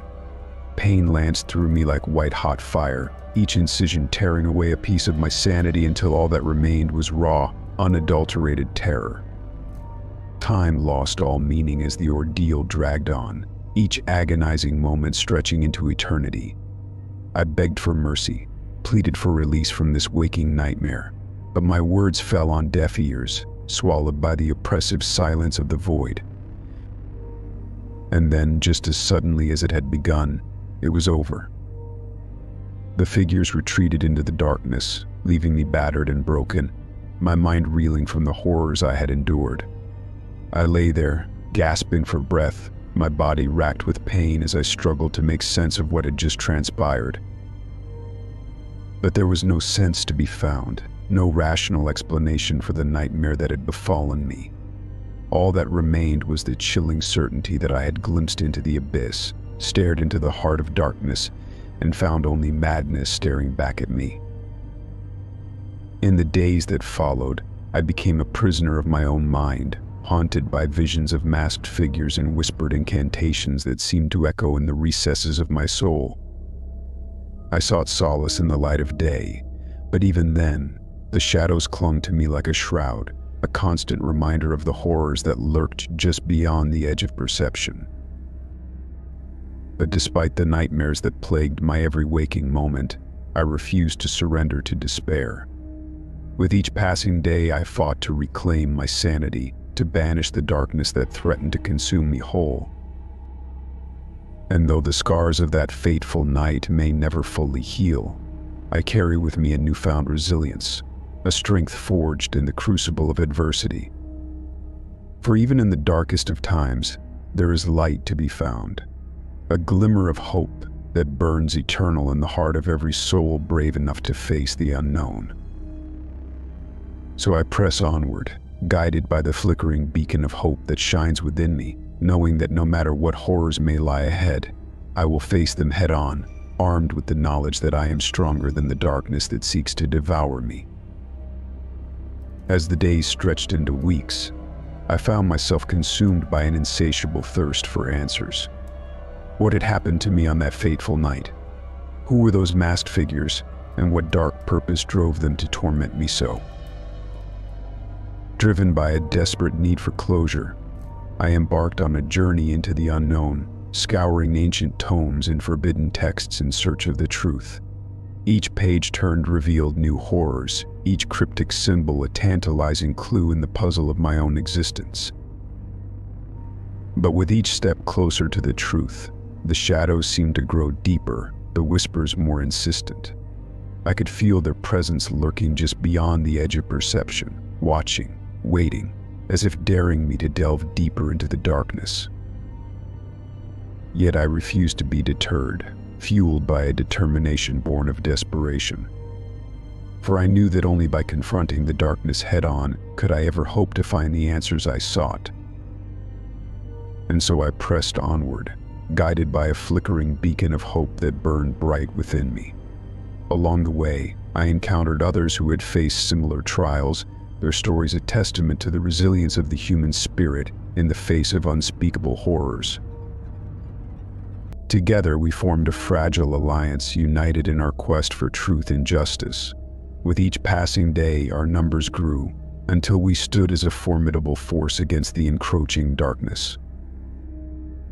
But even as we drew closer to our goal, the shadows seemed to gather strength, their whispers growing louder, more insistent. It was as if they knew that our time was running out, that soon we would uncover the secrets they had fought so hard to keep hidden. And then, in a moment of clarity, it all became clear. The masked figures, the whispered incantations, they were but pawns in a larger game, puppets manipulated by forces beyond our comprehension.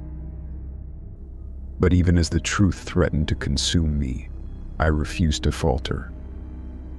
For I knew that no matter what horrors lay ahead, I would face them with courage and conviction, armed with the knowledge that I was not alone. And so, with newfound resolve, I plunged headlong into the abyss, ready to confront whatever darkness awaited me on the other side. For I had learned that true strength lies not in the absence of fear, but in the courage to face it head-on, no matter the cost.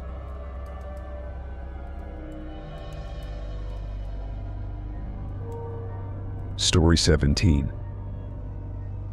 The revelation struck me like a bolt of lightning on a clear summer's day, a stark and unsettling realization that shattered the fragile illusion of reality that I had always taken for granted.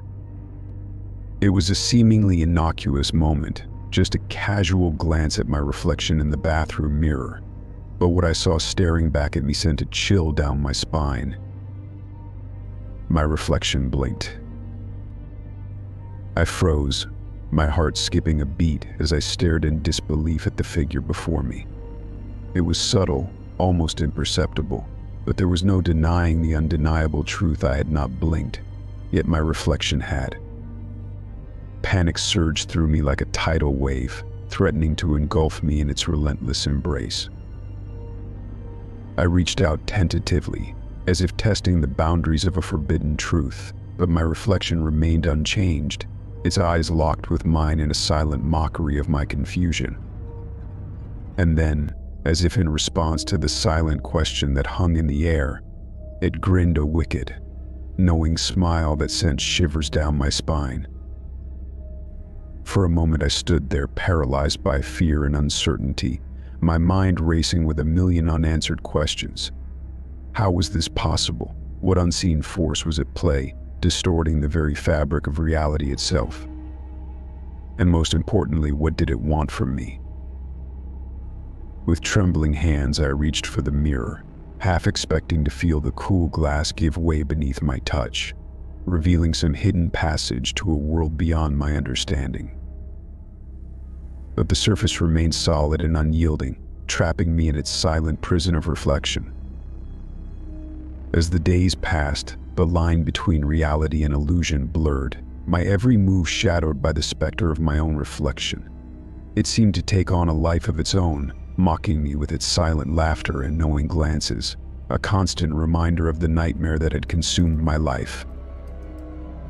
I became a prisoner in my own home, unable to escape the relentless gaze of my doppelganger. Sleep became a fleeting luxury, my dreams haunted by visions of twisted mirrors and malevolent shadows lurking in the darkness. And through it all, my reflection watched, its eyes gleaming with a cruel intelligence that chilled me to the bone. But amidst the chaos and confusion, a flicker of defiance ignited within me, a determination to uncover the truth, no matter the cost. I pored over books and scrolls, delving into the depths of ancient lore in search of answers that had eluded me thus far. And then, amidst the dusty tomes and faded manuscripts, I found it a forgotten ritual, buried within the annals of time, promising to break the chains that bound me to my reflection. With trembling hands, I gathered the necessary ingredients, each one a testament to the power of ancient magic. As the appointed hour approached, I stood before the mirror, my reflection staring back at me with a mixture of curiosity and disdain. With a steady hand, I began to chant the incantation, the words flowing from my lips like a river of forgotten memories. At first, nothing seemed to happen. The room remained still and silent, the only sound the rhythmic cadence of my own voice. But then, as if in response to the ancient magic that filled the air, my reflection began to change. Its features twisted and contorted, its once familiar face becoming a grotesque parody of humanity. And then, with a final burst of ethereal light, it shattered into 1,000 fragments, disappearing into the darkness from whence it came. I stood there, breathless and triumphant, the weight of the world lifted from my shoulders like a burden lifted. But even as I basked in the glow of my newfound freedom, a sense of unease lingered in the air, a reminder of the thin veil that separates reality from illusion. For in the end, I realized that the true prison was not the mirror itself, but the fear that had consumed me, the fear of the unknown, the fear of the unknown, the fear of the darkness that lurks within us all. And as I stepped away from the shattered remains of the mirror, I vowed to embrace the light that dwells within, to face the shadows that haunt my dreams with courage and resolve. For I am no longer a prisoner in my own reflection, I am a warrior, ready to confront whatever darkness may lie ahead, armed with nothing but the power of my own will and the knowledge that, in the end, light will always triumph over darkness. As I stepped away from the shattered remains of the mirror, I surveyed the room with a newfound sense of clarity. The air felt lighter, as if a heavy weight had been lifted from my shoulders. But even as I basked in the glow of my newfound freedom, a sense of unease lingered in the air, a reminder of the thin veil that separates reality from illusion. For in the end, I realized that the true prison was not the mirror itself, but the fear that had consumed me, the fear of the unknown, the fear of the darkness that lurks within us all. And as I stepped away from the shattered remains of the mirror, I vowed to embrace the light that dwells within, to face the shadows that haunt my dreams with courage and resolve. For I am no longer a prisoner in my own reflection, I am a warrior, ready to confront whatever darkness may lie ahead, armed with nothing but the power of my own will and the knowledge that, in the end, light will always triumph over darkness. Story 18. Night after night, the scratching persisted, a relentless cacophony that echoed through the stillness of my bedroom like a haunting melody. It began as a faint whisper, barely audible against the backdrop of the night, but with each passing moment, it grew louder, more insistent, until it felt as though the very walls themselves were trembling in anticipation. At first, I tried to dismiss it as the product of an overactive imagination, a trick of the mind conjured by the shadows that danced in the corners of my vision. But as the nights stretched into weeks, and the scratching continued unabated, I could no longer deny the unsettling truth. Something was trying to claw its way into my sanctuary, something that lurked just beyond the veil of darkness. With trembling hands, I reached for the doorknob, a sense of dread coiling in the pit of my stomach like a serpent poised to strike. Every fiber of my being screamed for me to flee, to seek refuge in the safety of the outside world, but a morbid curiosity held me in its grip. As I turned the knob and swung the door open, my heart thundered in my chest like a drumbeat of impending doom.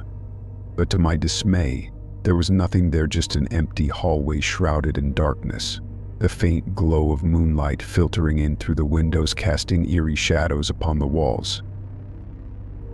I stepped cautiously into the hallway, my senses on high alert, every instinct screaming at me to retreat to the safety of my room. But something compelled me forward, a primal urge to confront the source of the scratching that had plagued me for so long. With each step, the darkness seemed to close in around me, suffocating me in its oppressive embrace. And then, just as I reached the end of the hallway, I heard the scratching, louder and more insistent than ever before, coming from the other side of the door that stood before me. With trembling hands, I reached out and grasped the doorknob, my pulse racing with a mixture of fear and anticipation. For a moment I hesitated, the weight of the unknown pressing down upon me like a suffocating blanket. But then, with a deep breath, I pushed the door open, ready to confront whatever lay beyond. But to my horror, there was nothing there, just an empty room, bathed in the pale glow of the moonlight streaming in through the window. The scratching had ceased, replaced by an eerie silence that seemed to reverberate through the very fabric of reality itself. I stood there, rooted to the spot, my mind reeling with confusion and disbelief. Had I imagined the whole thing? Was the scratching merely a figment of my overactive imagination, a manifestation of the fears that lurked within the depths of my subconscious?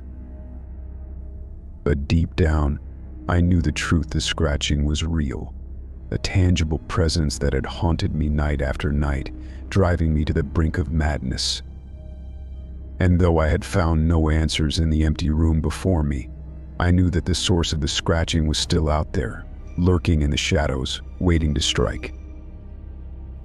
With a heavy heart, I retreated to the safety of my bedroom, the weight of the night pressing down upon me like a heavy shroud. Sleep eluded me, my mind consumed by thoughts of the scratching that had plagued me for so long, and the darkness that lurked just beyond the edges of my reality. As the first light of dawn began to creep through the curtains, I knew that the night's events would haunt me for the rest of my days. For in the silence of the night, amidst the scratching and the shadows, I had glimpsed a truth far darker and more sinister than anything I could have imagined, a truth that whispered of horrors beyond comprehension, lurking just beyond the threshold of my reality.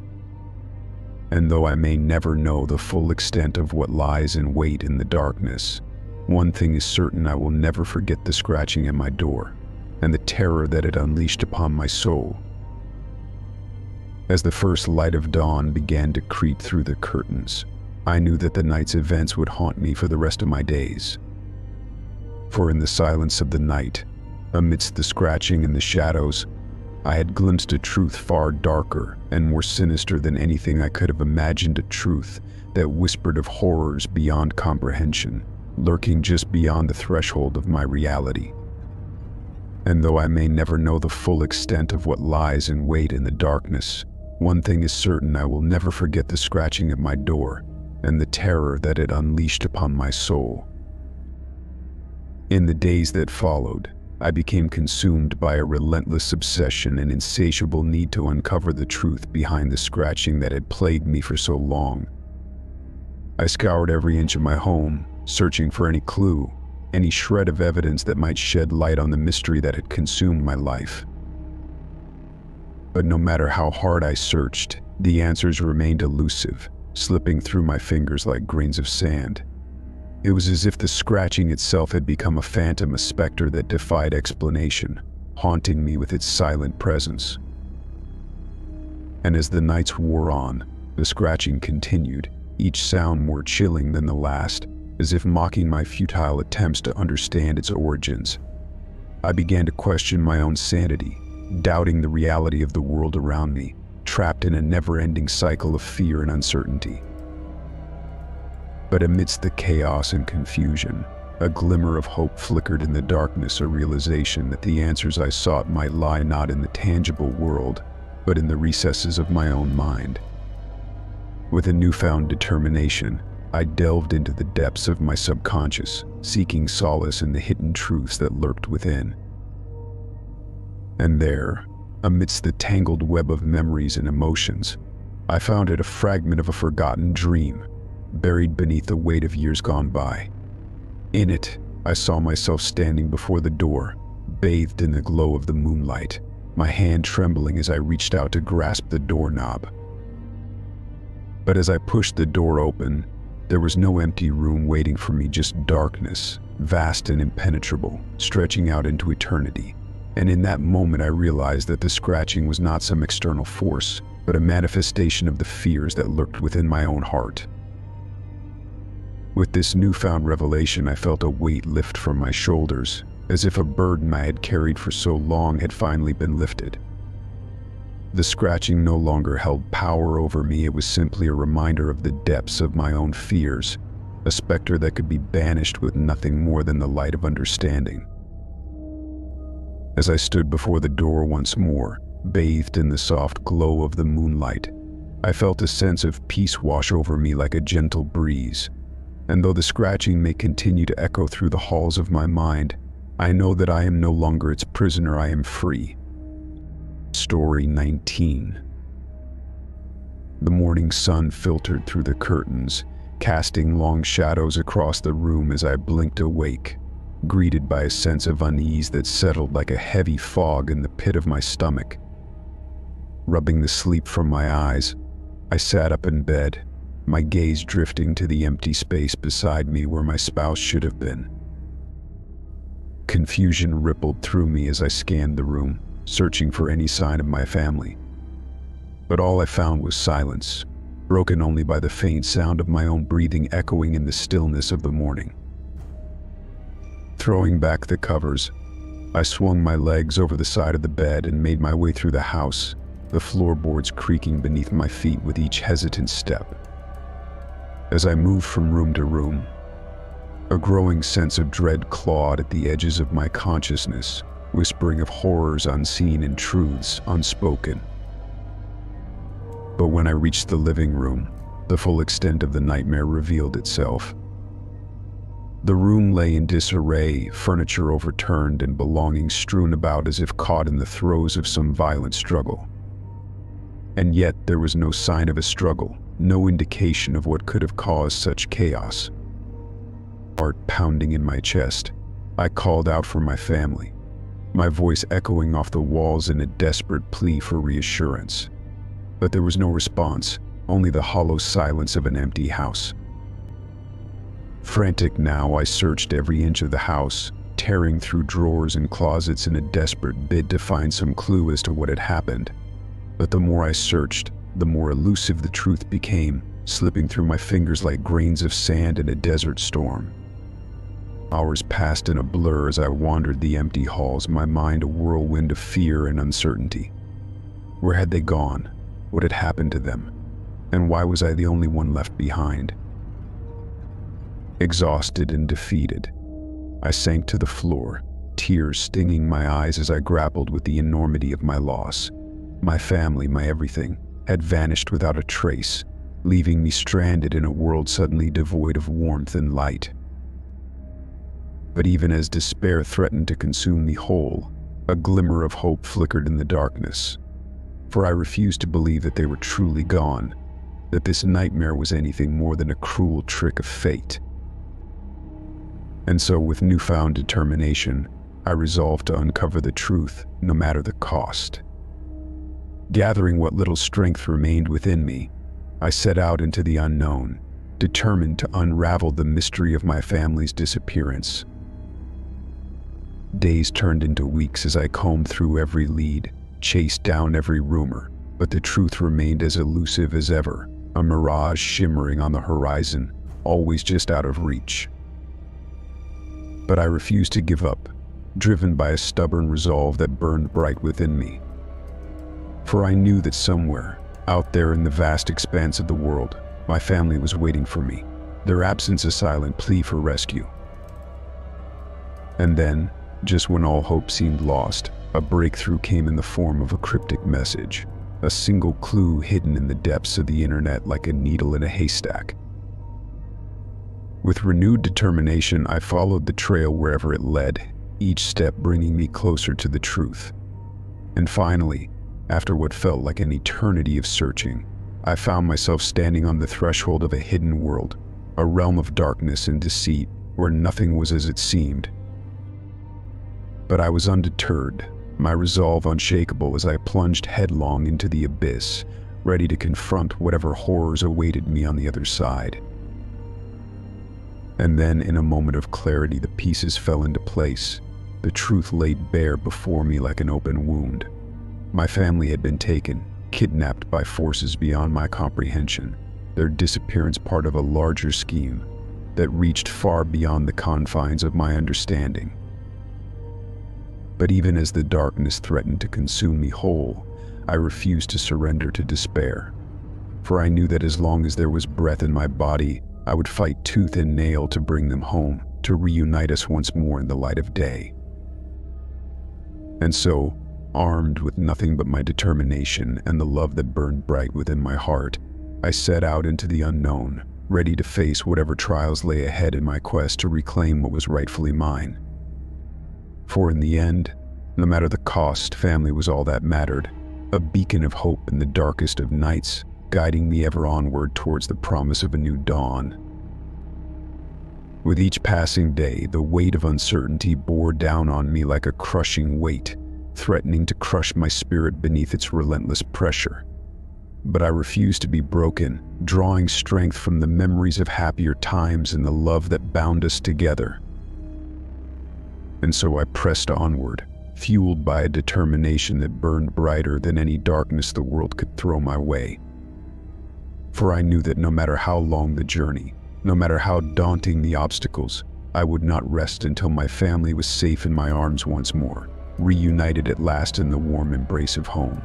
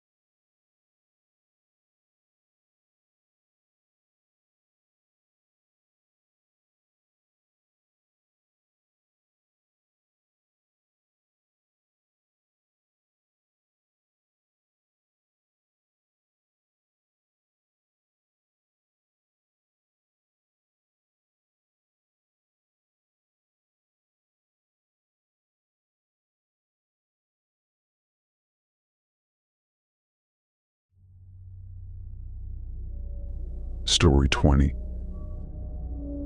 The discovery of the journal hidden beneath the floorboards of my house was a revelation that sent shockwaves through the very core of my being. It was a cold, rainy afternoon when I stumbled upon it, my fingers brushing against the worn edges of the leather-bound tome as I reached into the darkness below. With a sense of trepidation mingled with curiosity, I pulled the journal free from its hidden confines, the musty scent of age and neglect wafting up to greet me. As I flipped through its pages, my eyes widened in disbelief at the sight that greeted me, a chronicle of my own descent into madness, written in a hand that was unmistakably my own. The entries were disjointed, fragmented glimpses into a mind unraveling at the seams, a whirlwind of delusions and paranoia, each word a testament to the darkness that lurked within. But as I read on, a sense of unease crept over me like a shadow, for amidst the chaos of the words on the page, there was a truth that I could no longer deny: the handwriting was my own. I recoiled in horror, the realization sinking in with a sickening weight that threatened to suffocate me in its relentless embrace. How could this be possible? Had I truly descended into madness without even realizing it, my mind betraying me with each stroke of the pen? But deep down, a nagging voice whispered that there was more to this than met the eye, that the journal held secrets far darker and more sinister than I could have ever imagined. With trembling hands, I turned back to the first entry, determined to uncover the truth that lay hidden within its pages. The first entry was dated several months ago, a time when my life had seemed so ordinary, so mundane. But as I read on, a chill ran down my spine, for the words on the page painted a picture of a world turned upside down, a world where reality and illusion blurred into one, where the line between sanity and madness grew ever thinner. I read of strange occurrences, a scratching at the door in the dead of night, whispers in the darkness that seemed to echo through the very walls of my home. I read of sleepless nights spent haunted by visions of twisted mirrors and malevolent shadows lurking in the corners of my mind. But amidst the chaos, there was a thread of lucidity, a desperate plea for help, a cry for salvation from a mind teetering on the brink of oblivion. And as I read on, I realized that the journal was not just a chronicle of my descent into madness, but a beacon of hope in the darkness, a testament to the strength of the human spirit in the face of overwhelming adversity. With each entry, I felt a sense of kinship with the author, a recognition of the struggles that we shared, the demons that we battled. And though the words on the page filled me with a sense of dread, they also filled me with a newfound resolve, a determination to confront the darkness that lurked within and emerge stronger on the other side. But as I reached the final entry, a sense of foreboding washed over me like a tidal wave, threatening to pull me under its relentless tide. For in those final words, I saw a reflection of my own fears, my own doubts, a mirror held up to the darkness that dwelled within. And as I closed the journal and returned it to its hiding place beneath the floorboards, I knew that the journey was far from over, that the darkness would continue to haunt me, lurking just beyond the edges of my reality, waiting to ensnare me in its suffocating embrace. But amidst the chaos and confusion, there was a glimmer of hope, a whisper of light in the darkness, guiding me forward on a path of self-discovery and redemption. For though the journey ahead may be fraught with peril, I know that I am not alone, that the strength of my own spirit will carry me through the darkest of nights and lead me to the dawn of a new day. Story 21.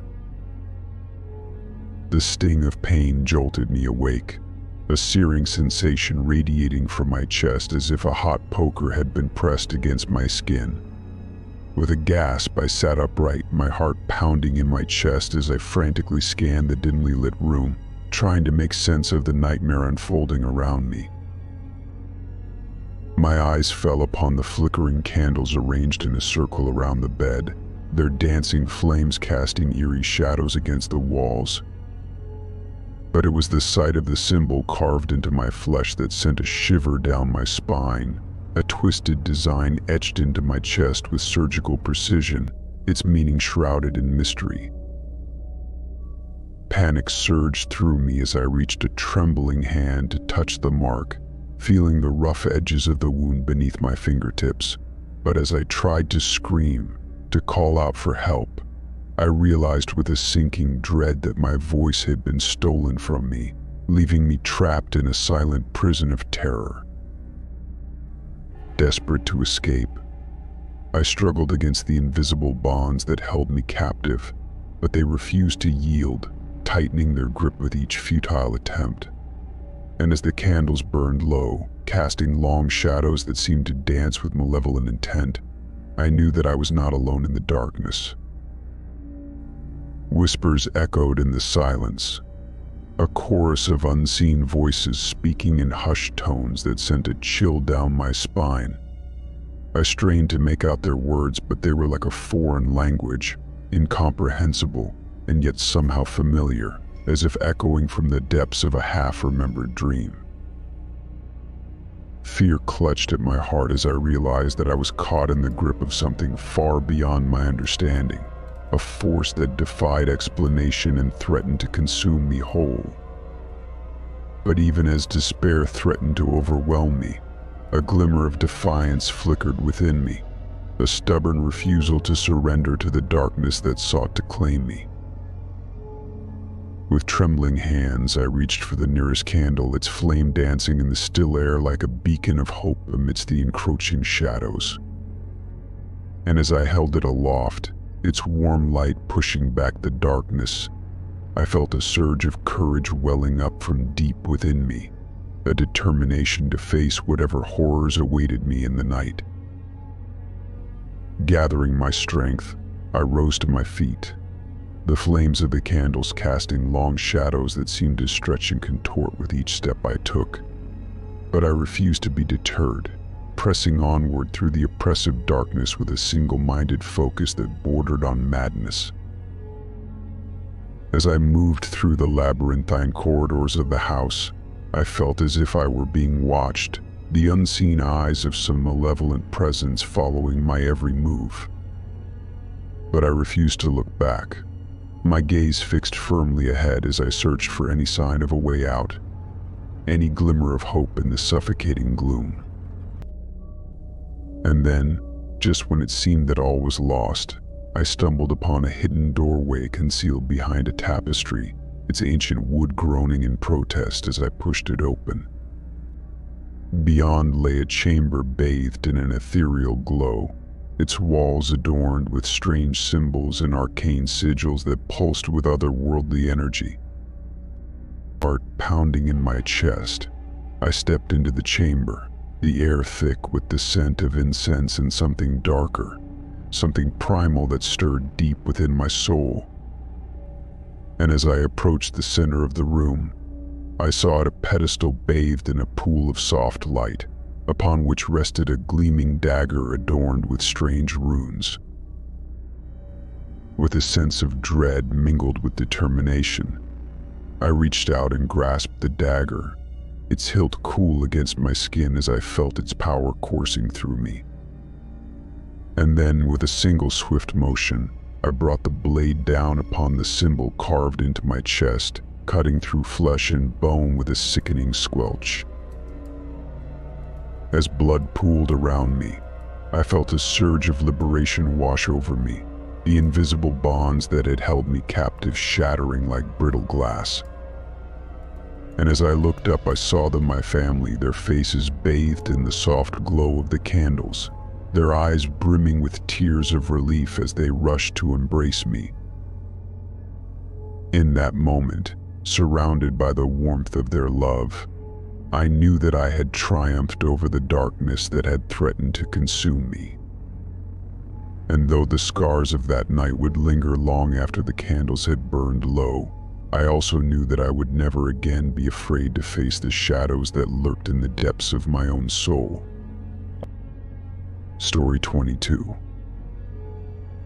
The nightly ritual of footsteps and whispers had become a haunting melody, a symphony of fear that played out against the backdrop of the moonlit night. It began as a faint murmur, barely audible above the rustle of leaves and the distant hum of the city, but with each passing moment, it grew louder, more insistent, until it felt as though the very air itself was alive with the echoes of unseen footsteps and whispered secrets. At first, I tried to dismiss it as a trick of the wind, a figment of my overactive imagination conjured by the shadows that danced in the corners of my vision. But as the night stretched into weeks, and the footsteps continued unabated, I could no longer deny the unsettling truth something was pacing back and forth outside my window, something that lurked just beyond the veil of darkness. With trembling hands, I reached for the curtains, heart pounding in my chest like a drumbeat of impending doom. Every fiber of my being screamed for me to flee, to seek refuge in the safety of the outside world, but a morbid curiosity held me in its grip. As I pulled back the curtains and peered outside, my breath caught in my throat at the sight that greeted me. There, bathed in the soft glow of the moonlight, was nothing but an empty street, the silence broken only by the faint rustle of leaves in the wind. I blinked in disbelief, my mind struggling to comprehend the inexplicable. How could there be footsteps without a trace of the one who made them? How could there be whispers without a mouth to speak them? It defied all logic, all reason, leaving me adrift in a sea of uncertainty and fear. Night after night, the footsteps persisted, each night louder and more menacing than the last. And with each passing night, the whispers grew more sinister, speaking of ancient curses and forbidden rituals, of things that should never have been unleashed upon the world. I became a prisoner in my own home, consumed by a relentless paranoia that threatened to consume me whole. Sleep became a distant memory, replaced by the endless torment of footsteps and whispers that echoed through the halls of my mind. But amidst the chaos and confusion, a flicker of defiance ignited within me a determination to uncover the truth, no matter the cost. I scoured every inch of my home, searching for any clue, any shred of evidence that might shed light on the mystery that had consumed my life. But no matter how hard I searched, the answers remained elusive, slipping through my fingers like grains of sand. It was as if the footsteps and whispers were nothing more than phantoms, ephemeral shadows that defied all attempts at understanding. And then, one fateful night, as I lay awake in bed, the footsteps grew louder, more frantic, as if driven by some unseen force. The whispers swirled around me like a vortex, their words unintelligible yet filled with a malevolent intent. With a sense of dread coursing through my veins, I forced myself to my feet and stumbled towards the window, determined to confront whatever darkness lay beyond. And as I peered outside, my blood ran cold at the sight that greeted me. There, bathed in the pale moonlight, stood a figure, a shadowy silhouette with eyes that glowed like twin orbs of fire. Its features were twisted and contorted, a grotesque parody of humanity, and as it stared back at me with a malevolent gaze, I felt a chill run down my spine. For a moment we stood locked in a silent standoff, the weight of the night pressing down upon us like a heavy shroud. And then, with a sudden burst of ethereal light, the figure vanished into the darkness, leaving behind nothing but an empty street and the echoes of its haunting laughter. I stumbled backwards, heart pounding in my chest as I struggled to make sense of the surreal sight before me. Had I truly seen a creature of darkness, or was it merely a trick of the mind, a manifestation of my own fears and insecurities. But deep down, I knew the truth. The footsteps and whispers that had plagued me for so long were not mere figments of my imagination. They were the harbingers of something far darker and more sinister, a force that lurked just beyond the edges of my reality, waiting to ensnare me in its suffocating embrace. With a newfound resolve, I vowed to confront the darkness head-on, to uncover the truth that lay hidden within its depths. For though the journey ahead may be fraught with peril, I know that I am not alone, that the strength of my own spirit will guide me through the darkest of nights and lead me to the dawn of a new day. As I stood there, trembling in the wake of the eerie encounter, a sense of determination surged within me like a flickering flame in the darkness. I knew that I couldn't continue to live in fear, trapped within the confines of my own home, haunted by unseen terrors. Armed with newfound resolve, I embarked on a quest for answers, delving into the depths of ancient texts and forgotten lore in search of any clue that might shed light on the mysterious presence that had plagued me for so long.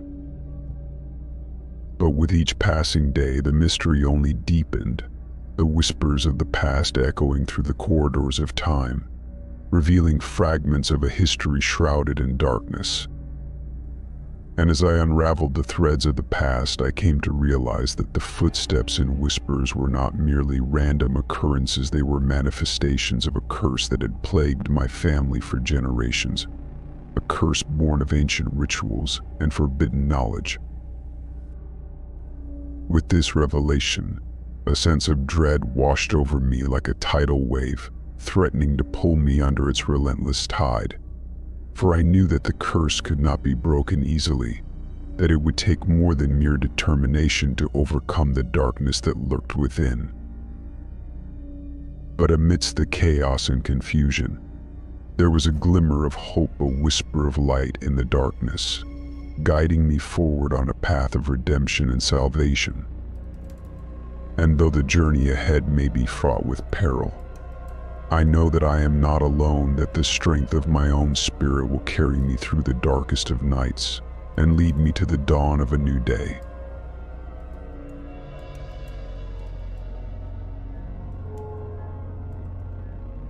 Story 23. The photograph lay nestled among a stack of old books in the attic, its faded edges curling with age, as if trying to escape the confines of its frame. I stumbled upon it by chance, drawn to the dusty corner of the room by a sense of curiosity that seemed to whisper my name.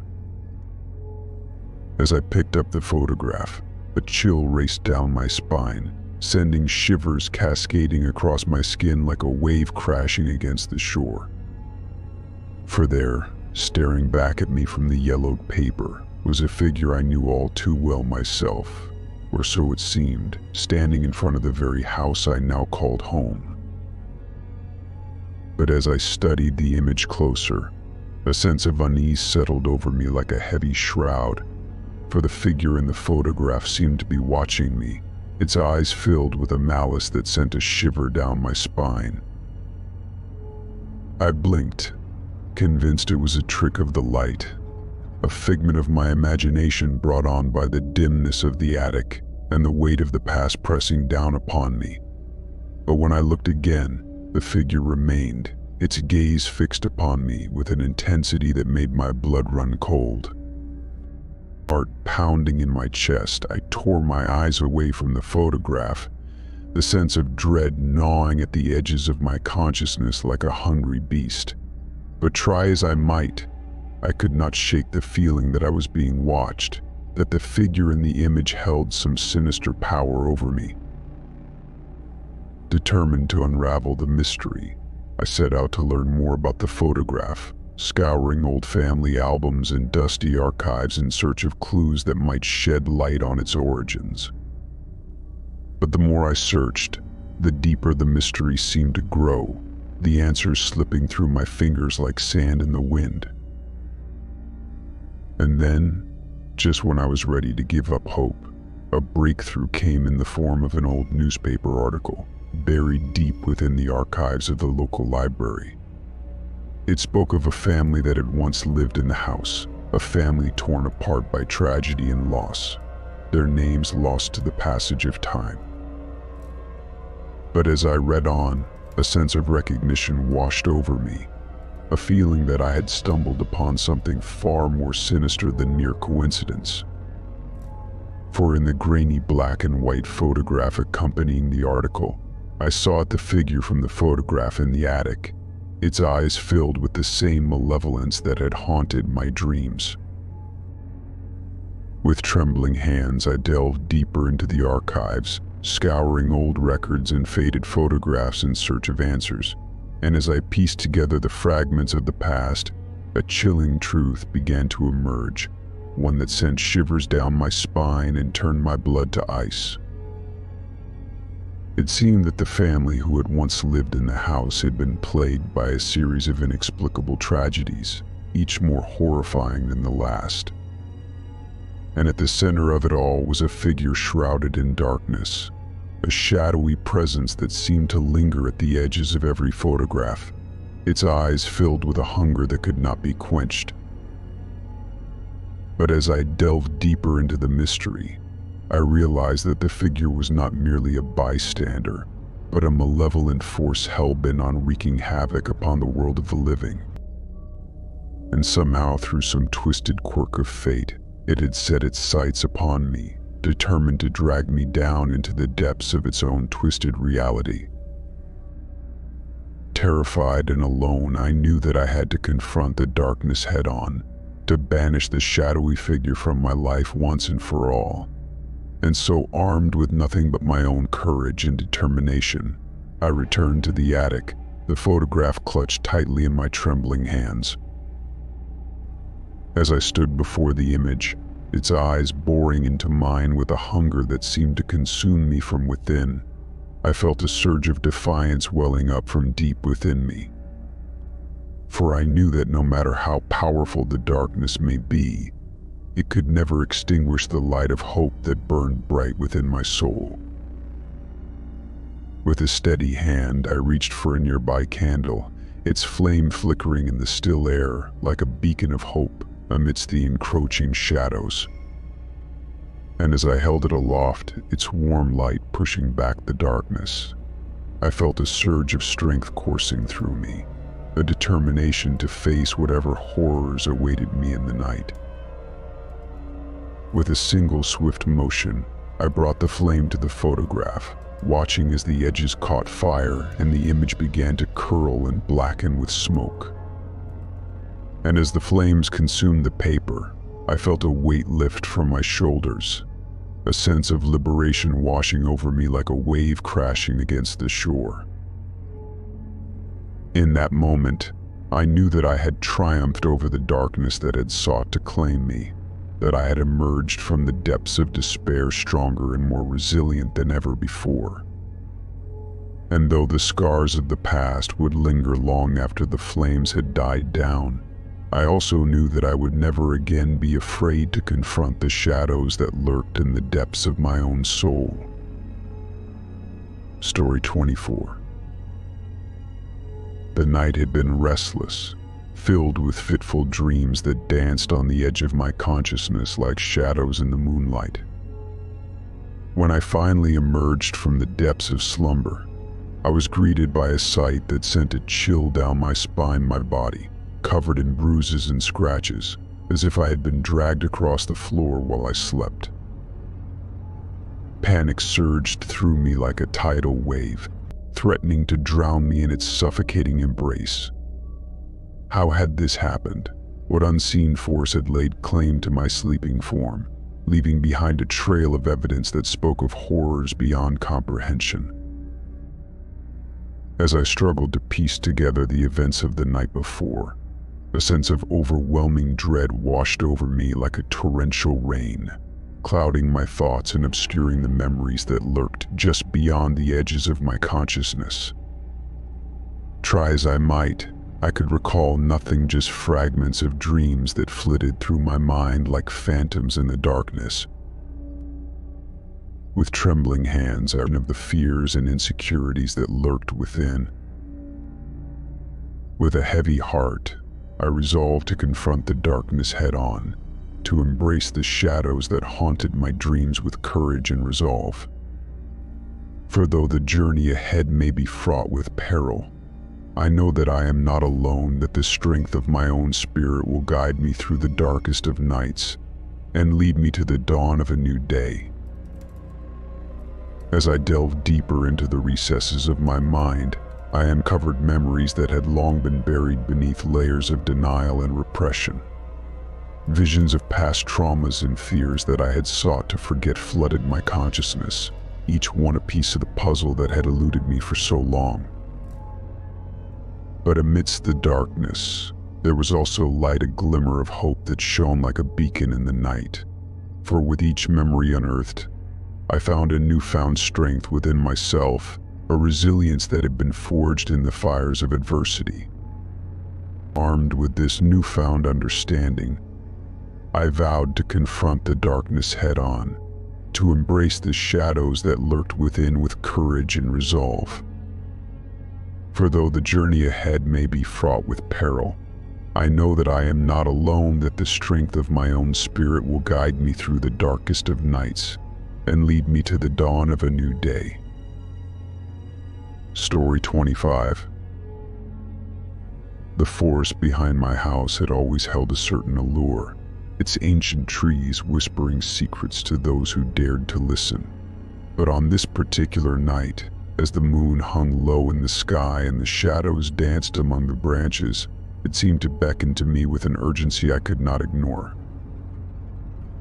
I stood at the edge of the forest, the hairs on the back of my neck prickling with a sense of foreboding as I listened to the soft rustle of leaves in the breeze.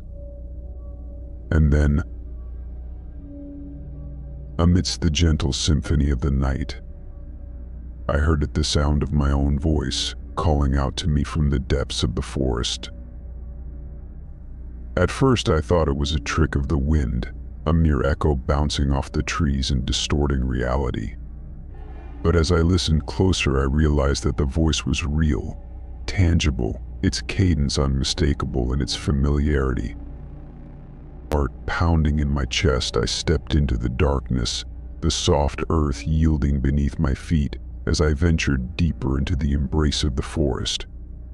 With each step, the voice grew louder, its tone filled with a sense of urgency that sent a shiver down my spine. I called out into the night, my voice joining the chorus of whispers that seemed to emanate from the very heart of the forest. But there was no response, only the haunting echo of my own words bouncing off the trees in the stillness of the night. Driven by a sense of curiosity mingled with fear, I pressed onward, my senses heightened as I navigated the winding paths that crisscrossed the forest floor. The air was thick with the scent of pine and earth, the darkness pressing in around me like a suffocating blanket. And then, just when it seemed that I could go no further, I stumbled upon a clearing bathed in moonlight, its center illuminated by a soft, ethereal glow. And there, standing at the edge of the clearing, was a figure shrouded in shadow, its features obscured by the darkness that surrounded it. Heart pounding in my chest, I called out to the figure, my voice trembling with a mixture of fear and anticipation. And to my surprise, it answered, its voice a mere whisper in the stillness of the night.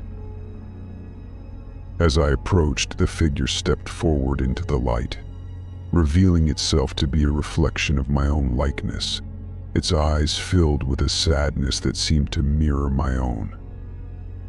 And as I stared into those familiar eyes, I felt a sense of recognition wash over me, a feeling that I had encountered this figure before, in some distant dream or half-forgotten memory. But before I could speak, the figure held up a hand, its fingers curling into a beckoning gesture that sent a shiver down my spine. And then, with a voice that seemed to echo from the depths of the forest itself, it spoke. "Come," it said, its words a whisper on the wind.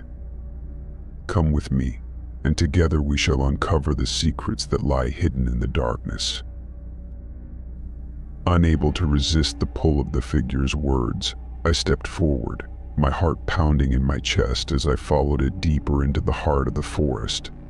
And with each step, the voice grew louder, its words weaving a tapestry of mystery and intrigue that seemed to draw me ever closer to the truth.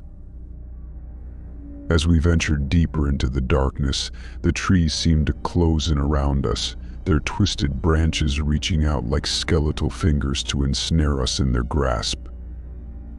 But still we pressed onward, driven by a curiosity that bordered on obsession, until at last we reached the heart of the forest, a place where reality seemed to blur and shift with each passing moment.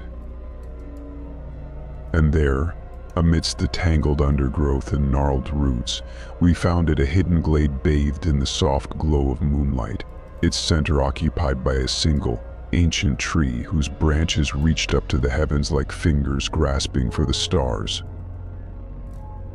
As I stood before the tree, a sense of awe washed over me, a feeling of reverence for the power that seemed to pulse within its very essence. And then, with a voice that seemed to resonate from the depths of the earth itself, the figure spoke once more. This tree, it said, its words a mere whisper on the wind, is the key to unlocking the secrets of the forest, the gateway to a world beyond our wildest imaginings. And with that, the figure reached out and placed a hand upon the trunk of the tree, its bark rough against my skin as I felt a surge of energy coursing through me. And as I closed my eyes and surrendered myself to the power of the forest, I knew that I had finally found my true purpose, my destiny entwined with the ancient magic that had called me here. Story 26. The discovery of the locked door in my basement was a revelation that sent shock waves through the very foundation of my reality. It was a typical Saturday afternoon when I stumbled upon it, my curiosity piqued by a sense of unease that had lingered in the air for weeks. I had always considered myself familiar with every nook and cranny of my home, but as I descended into the depths of the basement that day, I realized that there were secrets hidden within its walls, secrets that had long been forgotten, waiting to be unearthed. The door stood at the far end of the basement, nestled in the shadows like a forgotten relic of a bygone era. It was old and weathered, its surface marred by the passage of time, yet there was an air of mystery that clung to it like a shroud. With trembling hands, I reached for the doorknob, a sense of trepidation mingled with excitement coursing through my veins. But as I turned the knob and pushed against the door, it refused to budge, as if locked in place by some unseen force. Frustration welled up within me, mingled with a growing sense of unease. What secrets lay beyond this door, and why had it remained hidden for so long, concealed from prying eyes by some unseen hand? As I pondered these questions, a sound pierced the silence, a faint scratching coming from the other side of the door, like the desperate plea of a trapped animal seeking release. My blood ran cold at the sound, sending shivers down my spine as a sense of foreboding washed over me like a tidal wave. For a moment I hesitated, the weight of uncertainty pressing down upon me like a heavy shroud. But then, driven by a primal instinct to uncover the truth, I reached for the door once more, determined to see what lay beyond. With a final burst of effort, the door gave way, swinging open on rusty hinges to reveal a darkness so thick it seemed to swallow the very light around it. I hesitated on the threshold, peering into the abyss with a mixture of fear and anticipation. And then, as if guided by some unseen hand, I stepped forward into the darkness, the sound of my own heartbeat echoing in the silence. The air was thick with dust and the musty scent of age, sending a shiver down my spine as I ventured further into the unknown. As my eyes adjusted to the darkness, I saw that I was standing in a small chamber, illuminated only by the faint glow of a single flickering candle. The walls were lined with shelves filled with ancient tomes and artifacts, their surfaces covered in layers of dust and cobwebs. But it was what lay at the center of the room that caught my attention, a small wooden crate, its surface marked with strange symbols and sigils. With trembling hands, I approached the crate, a sense of trepidation mingled with curiosity coursing through my veins. As I reached out to touch the lid, the scratching sound returned, louder and more insistent than before. My heart raced in my chest as I hesitated, uncertain of what I would find within. With a deep breath, I lifted the lid of the crate, revealing a sight that sent a chill down my spine. A creature, small and frail, curled up within the confines of its wooden prison. Its eyes glowed with a faint light, reflecting the flickering flame of the candle above. For a moment we stood locked in a silent standoff, the creature and I, each one wary of the other's presence. And then, with a sudden burst of movement, the creature sprang to life, its movements quick and agile as it darted out of the crate and into the darkness beyond. I stumbled backwards, heart pounding in my chest as I watched the creature disappear into the shadows. What was it? Where had it come from? And most importantly, what did it want from me? As I stood there, grappling with these questions, a voice echoed in the darkness, a whisper, barely audible yet filled with a sense of urgency. "Help me," it hissed, the words sending a shiver down my spine. "Please help me." With a sense of determination coursing through my veins, I set out into the darkness, determined to uncover the truth behind the creature's plight. For though the journey ahead may be fraught with peril, I know that I am not alone, that the strength of my own spirit will guide me through the darkest of nights and lead me to the dawn of a new day.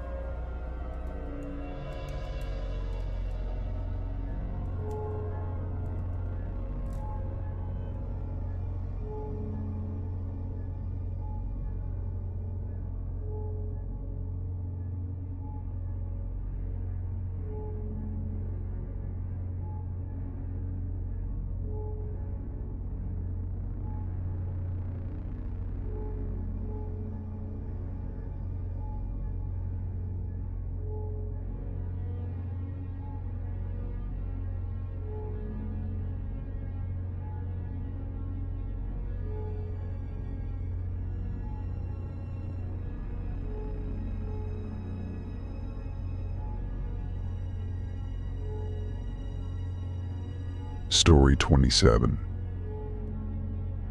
As I blinked away the remnants of sleep, my gaze instinctively drifted upward to the ceiling, only to be met with a sight that sent a jolt of cold dread coursing through my veins. Words, hundreds of them, covered every inch of the ceiling, scrawled in a language that seemed both alien and familiar, as if plucked from the darkest recesses of my own mind. I sat up in bed, heart pounding in my chest, as I tried to make sense of the twisted letters and jagged symbols that danced before my eyes. But the more I stared, the more elusive the meaning became, the words shifting and morphing like smoke in the wind. With trembling hands, I reached out to touch the writing, feeling the cool surface of the ceiling beneath my fingertips. And then, as if by some unseen force, the words began to change, their meaning becoming clear to me in a sudden, horrifying flash of insight. They were my thoughts, my innermost fears and desires laid bare for all to see, twisted and corrupted by some malevolent force that sought to consume me whole. And as I read the words, a sense of unease settled over me like a heavy shroud, filling the room with a palpable sense of dread. Desperate to escape the suffocating grip of the words, I tore my gaze away from the ceiling, my heart racing as I tried to calm the storm of emotions raging within me. But no matter how hard I tried to push them away, the words lingered in the air like a sinister whisper, taunting me with their insidious presence. With a sense of determination born of desperation, I resolved to decipher the message, to unravel the twisted labyrinth of my own thoughts and fears. But as I studied the words, I realized that they were more than just random scribblings on the ceiling. They were a reflection of the darkest corners of my soul, a mirror held up to the depths of my own psyche. And as I delved deeper into the twisted tapestry of my thoughts, I felt a chill run down my spine, for I knew that the words held a power beyond my comprehension, a power that threatened to consume me from within. But still I pressed on, driven by a need to understand, to unlock the secrets hidden within the tangled web of my own mind. And as I did, the words began to shift and change, their meaning becoming clearer with each passing moment. They spoke of fears long buried, of doubts and insecurities that had plagued me for as long as I could remember. They whispered of desires unfulfilled, of dreams left unrealized in the harsh light of day. And they taunted me with visions of a future dark and uncertain, a future shaped by the choices I had yet to make. As I read on, I felt a sense of despair welling up from deep within me, threatening to engulf me in its suffocating embrace.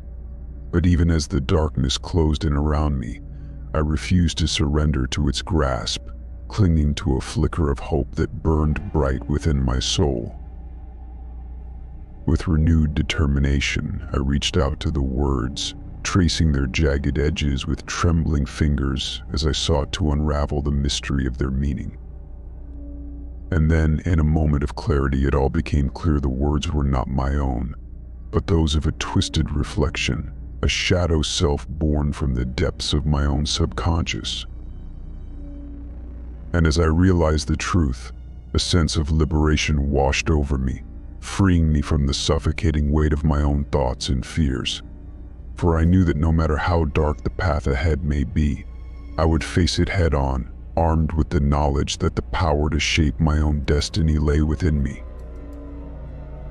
With a newfound sense of purpose, I rose until it felt as though the very air itself was alive with the echoes of unseen whispers and ghostly caresses. As I drifted into the embrace of slumber each night, I could feel it, a cold hand brushing against my cheek, sending shivers down my spine. The touch was light, almost ephemeral, yet there was a weight to it, a sense of presence that lingered long after the sensation had faded. Accompanying the touch were whispers, soft, barely audible murmurs that spoke of promises unkept and debts unpaid. They were words spoken in hushed tones, their meaning obscured by the veil of darkness that surrounded me, yet their intent was clear, a reminder of the sins of the past, the mistakes that had come back to haunt me in the dead of night. But when I woke up, there was no one there, just an empty room bathed in the soft glow of the moonlight, the echoes of the whispers still lingering in the air like a haunting melody.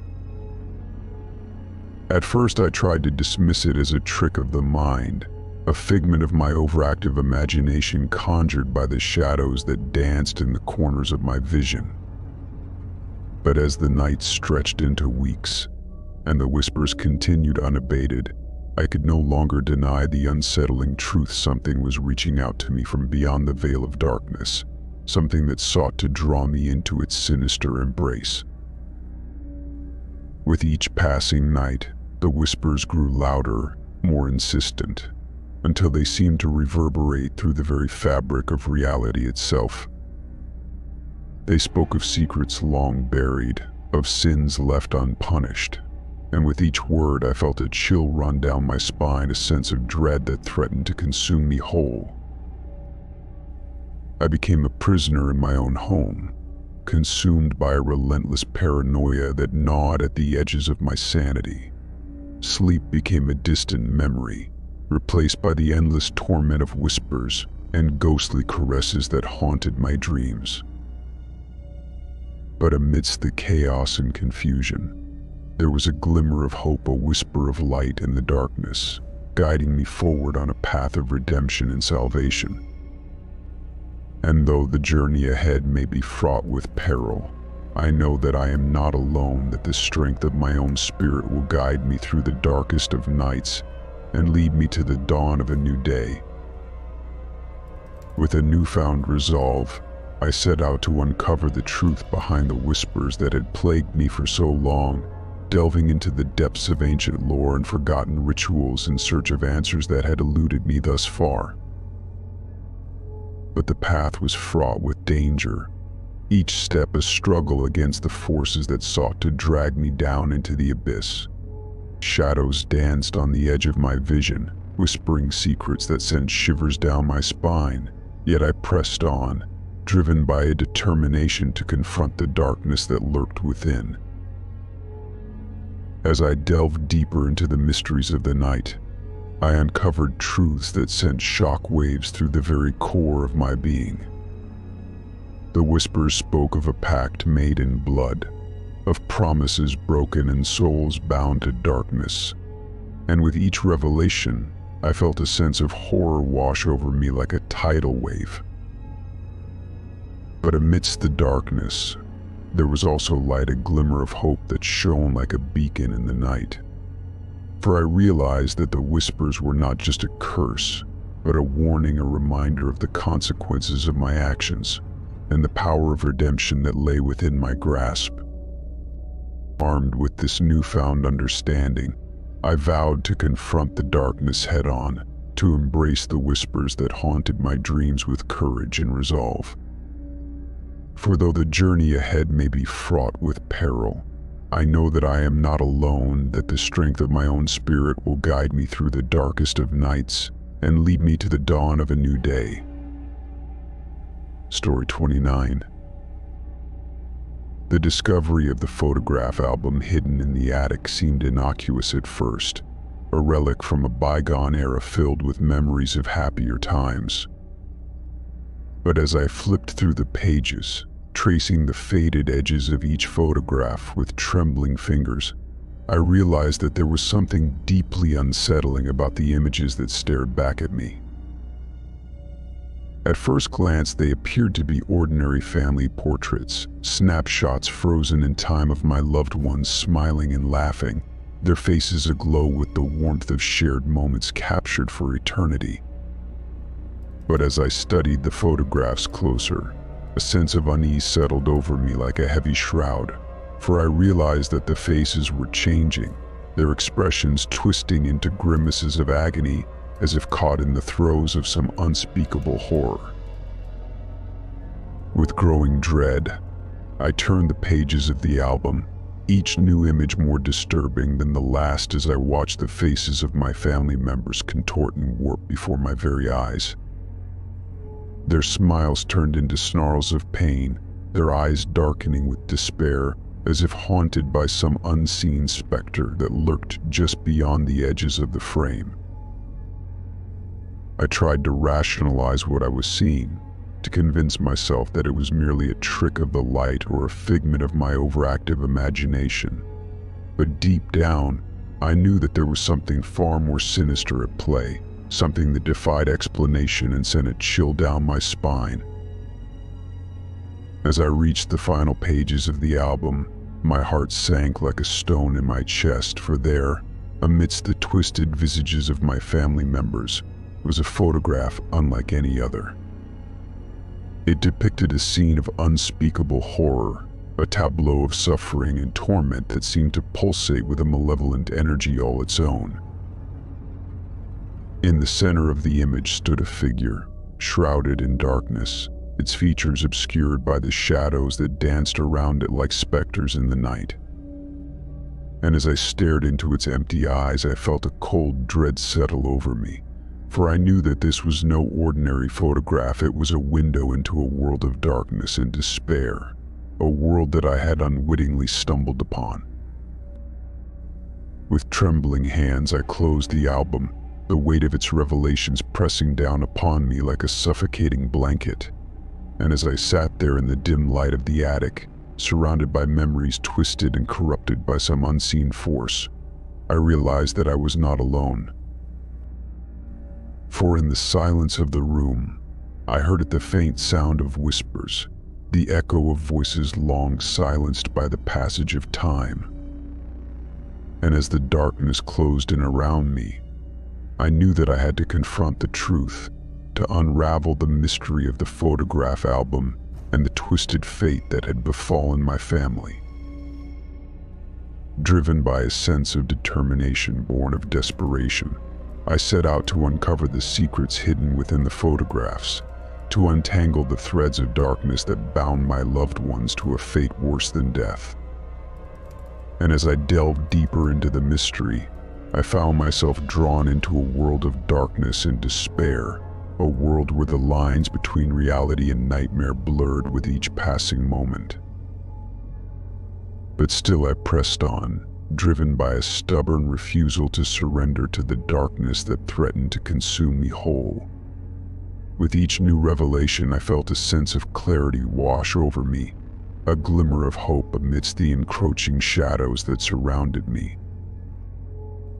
And then, just when it seemed that all hope was lost, I stumbled upon a clue hidden in the depths of the attic, a single photograph tucked away in the corner of a dusty old trunk. It depicted a scene from my childhood, a moment of innocence captured in time before the darkness had descended upon our family. As I studied the image, a sense of recognition washed over me, for I realized that the figure in the photograph album was none other than myself, a twisted reflection of the person I once was. And with that realization came a surge of determination, a resolve to confront the darkness that had taken root within me and reclaim my family from its clutches. Armed with newfound purpose, I set out into the night, guided by the flickering light of the moon and the whispers of the past that echoed in my ears. And as I ventured forth into the unknown, I knew that whatever trials lay ahead, I would face them with courage and conviction, ready to confront the darkness that lurked within and emerge stronger on the other side. Story 30. The sensation of cold wind whipped against my skin, and the acrid scent of salt water stung my nostrils. Confusion clouded my mind as I struggled to make sense of my surroundings. How had I come to be standing on the edge of a cliff, with nothing but the yawning abyss below? Panic surged through me like a tidal wave as I realized the precariousness of my situation. The ground beneath my feet felt unsteady, crumbling away with each passing moment, threatening to send me plummeting into the depths below. Desperate to escape the nightmare that held me in its grip, I tried to step back, to retreat from the edge of the cliff and find solid ground. But to my horror, I found that I couldn't move not an inch. It was as if invisible shackles held me in place, trapping me in a waking nightmare from which I couldn't wake up. Fear clawed at my chest, threatening to suffocate me in its relentless embrace. The abyss below seemed to call out to me, a siren song luring me closer to the edge with each passing moment. But deep down, I knew that to surrender to the darkness would mean certain death. With every fiber of my being, I fought against the paralysis that held me in its grip, straining against the invisible chains that bound me to the edge of the cliff. But the more I struggled, the tighter they seemed to become, squeezing the very life from my limbs. As I teetered on the brink of oblivion, a voice echoed in the recesses of my mind, a whisper, barely audible yet filled with a sense of urgency. "Let go," it hissed, the words sending a shiver down my spine. "Surrender to the darkness, and all will be forgiven." But I knew better than to heed the voice of temptation. I knew that to give in to the darkness would mean surrendering my very soul, consigning myself to an eternity of torment and despair. With a newfound sense of resolve, I pushed against the paralysis that held me in place, willing my limbs to move despite the overwhelming odds. Inch by agonizing inch, I began to retreat from the edge of the cliff, fighting against the pull of the abyss with every ounce of strength I possessed. And then, just as it seemed that all hope was lost, I felt the invisible shackles loosen their grip, releasing me from their suffocating embrace. With a final burst of effort, I stumbled backwards, collapsing onto solid ground with a sense of relief that bordered on euphoria. As I lay there, gasping for breath, I realized that I had narrowly escaped the clutches of the darkness that had threatened to consume me. But the nightmare was far from over, for I knew that the forces that had sought to drag me into the abyss would not rest until they had claimed me as their own. With a heavy heart, I rose to my feet, steeling myself for the trials that lay ahead. For though the journey ahead may be fraught with peril, I know that I am not alone, that the strength of my own spirit will guide me through the darkest of nights and lead me to the dawn of a new day. As I stood there shaken but determined, I couldn't shake the feeling that I was being watched. The cliffs loomed ominously behind me, their jagged edges casting long shadows that seemed to stretch out towards me like fingers of darkness. But it wasn't just the cliffs that unsettled me, it was the sense of something lurking just beyond the edges of my perception, something dark and malevolent that hungered for my soul. With a sense of trepidation, I scanned the horizon, searching for any sign of the presence that I could feel closing in around me. But the landscape was empty, devoid of any visible threat.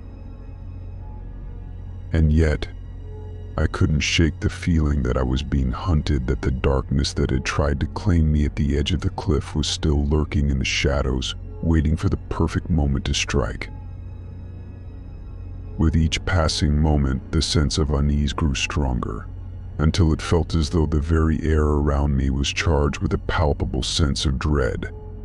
I knew that I had to keep moving, to find a way to escape the darkness that threatened to consume me. With renewed determination, I set out into the wilderness, each step a testament to the strength of my will. And though the journey ahead would be fraught with danger, I knew that I could not falter, not when the darkness was so close at hand.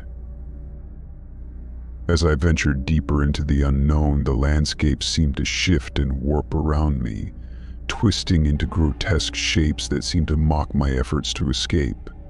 But still I pressed on, driven by a relentless determination to find a way out of the nightmare that held me in its grip. And then, just when it seemed that all hope was lost, I stumbled upon a narrow path leading away from the cliffs, a faint glimmer of light shining in the distance. With a sense of relief washing over me, I quickened my pace, each step bringing me closer to freedom. But as I walked, I couldn't shake the feeling that the darkness was still watching, still waiting for the perfect moment to strike. And though I knew that the road ahead would be long and perilous, I vowed to face whatever dangers lay in wait with courage and resolve. For though the night may be dark and full of terrors, I know that the light of dawn will eventually break through the darkness, leading me to safety and salvation. And with that thought to guide me, I set out into the unknown, ready to face whatever trials may come my way,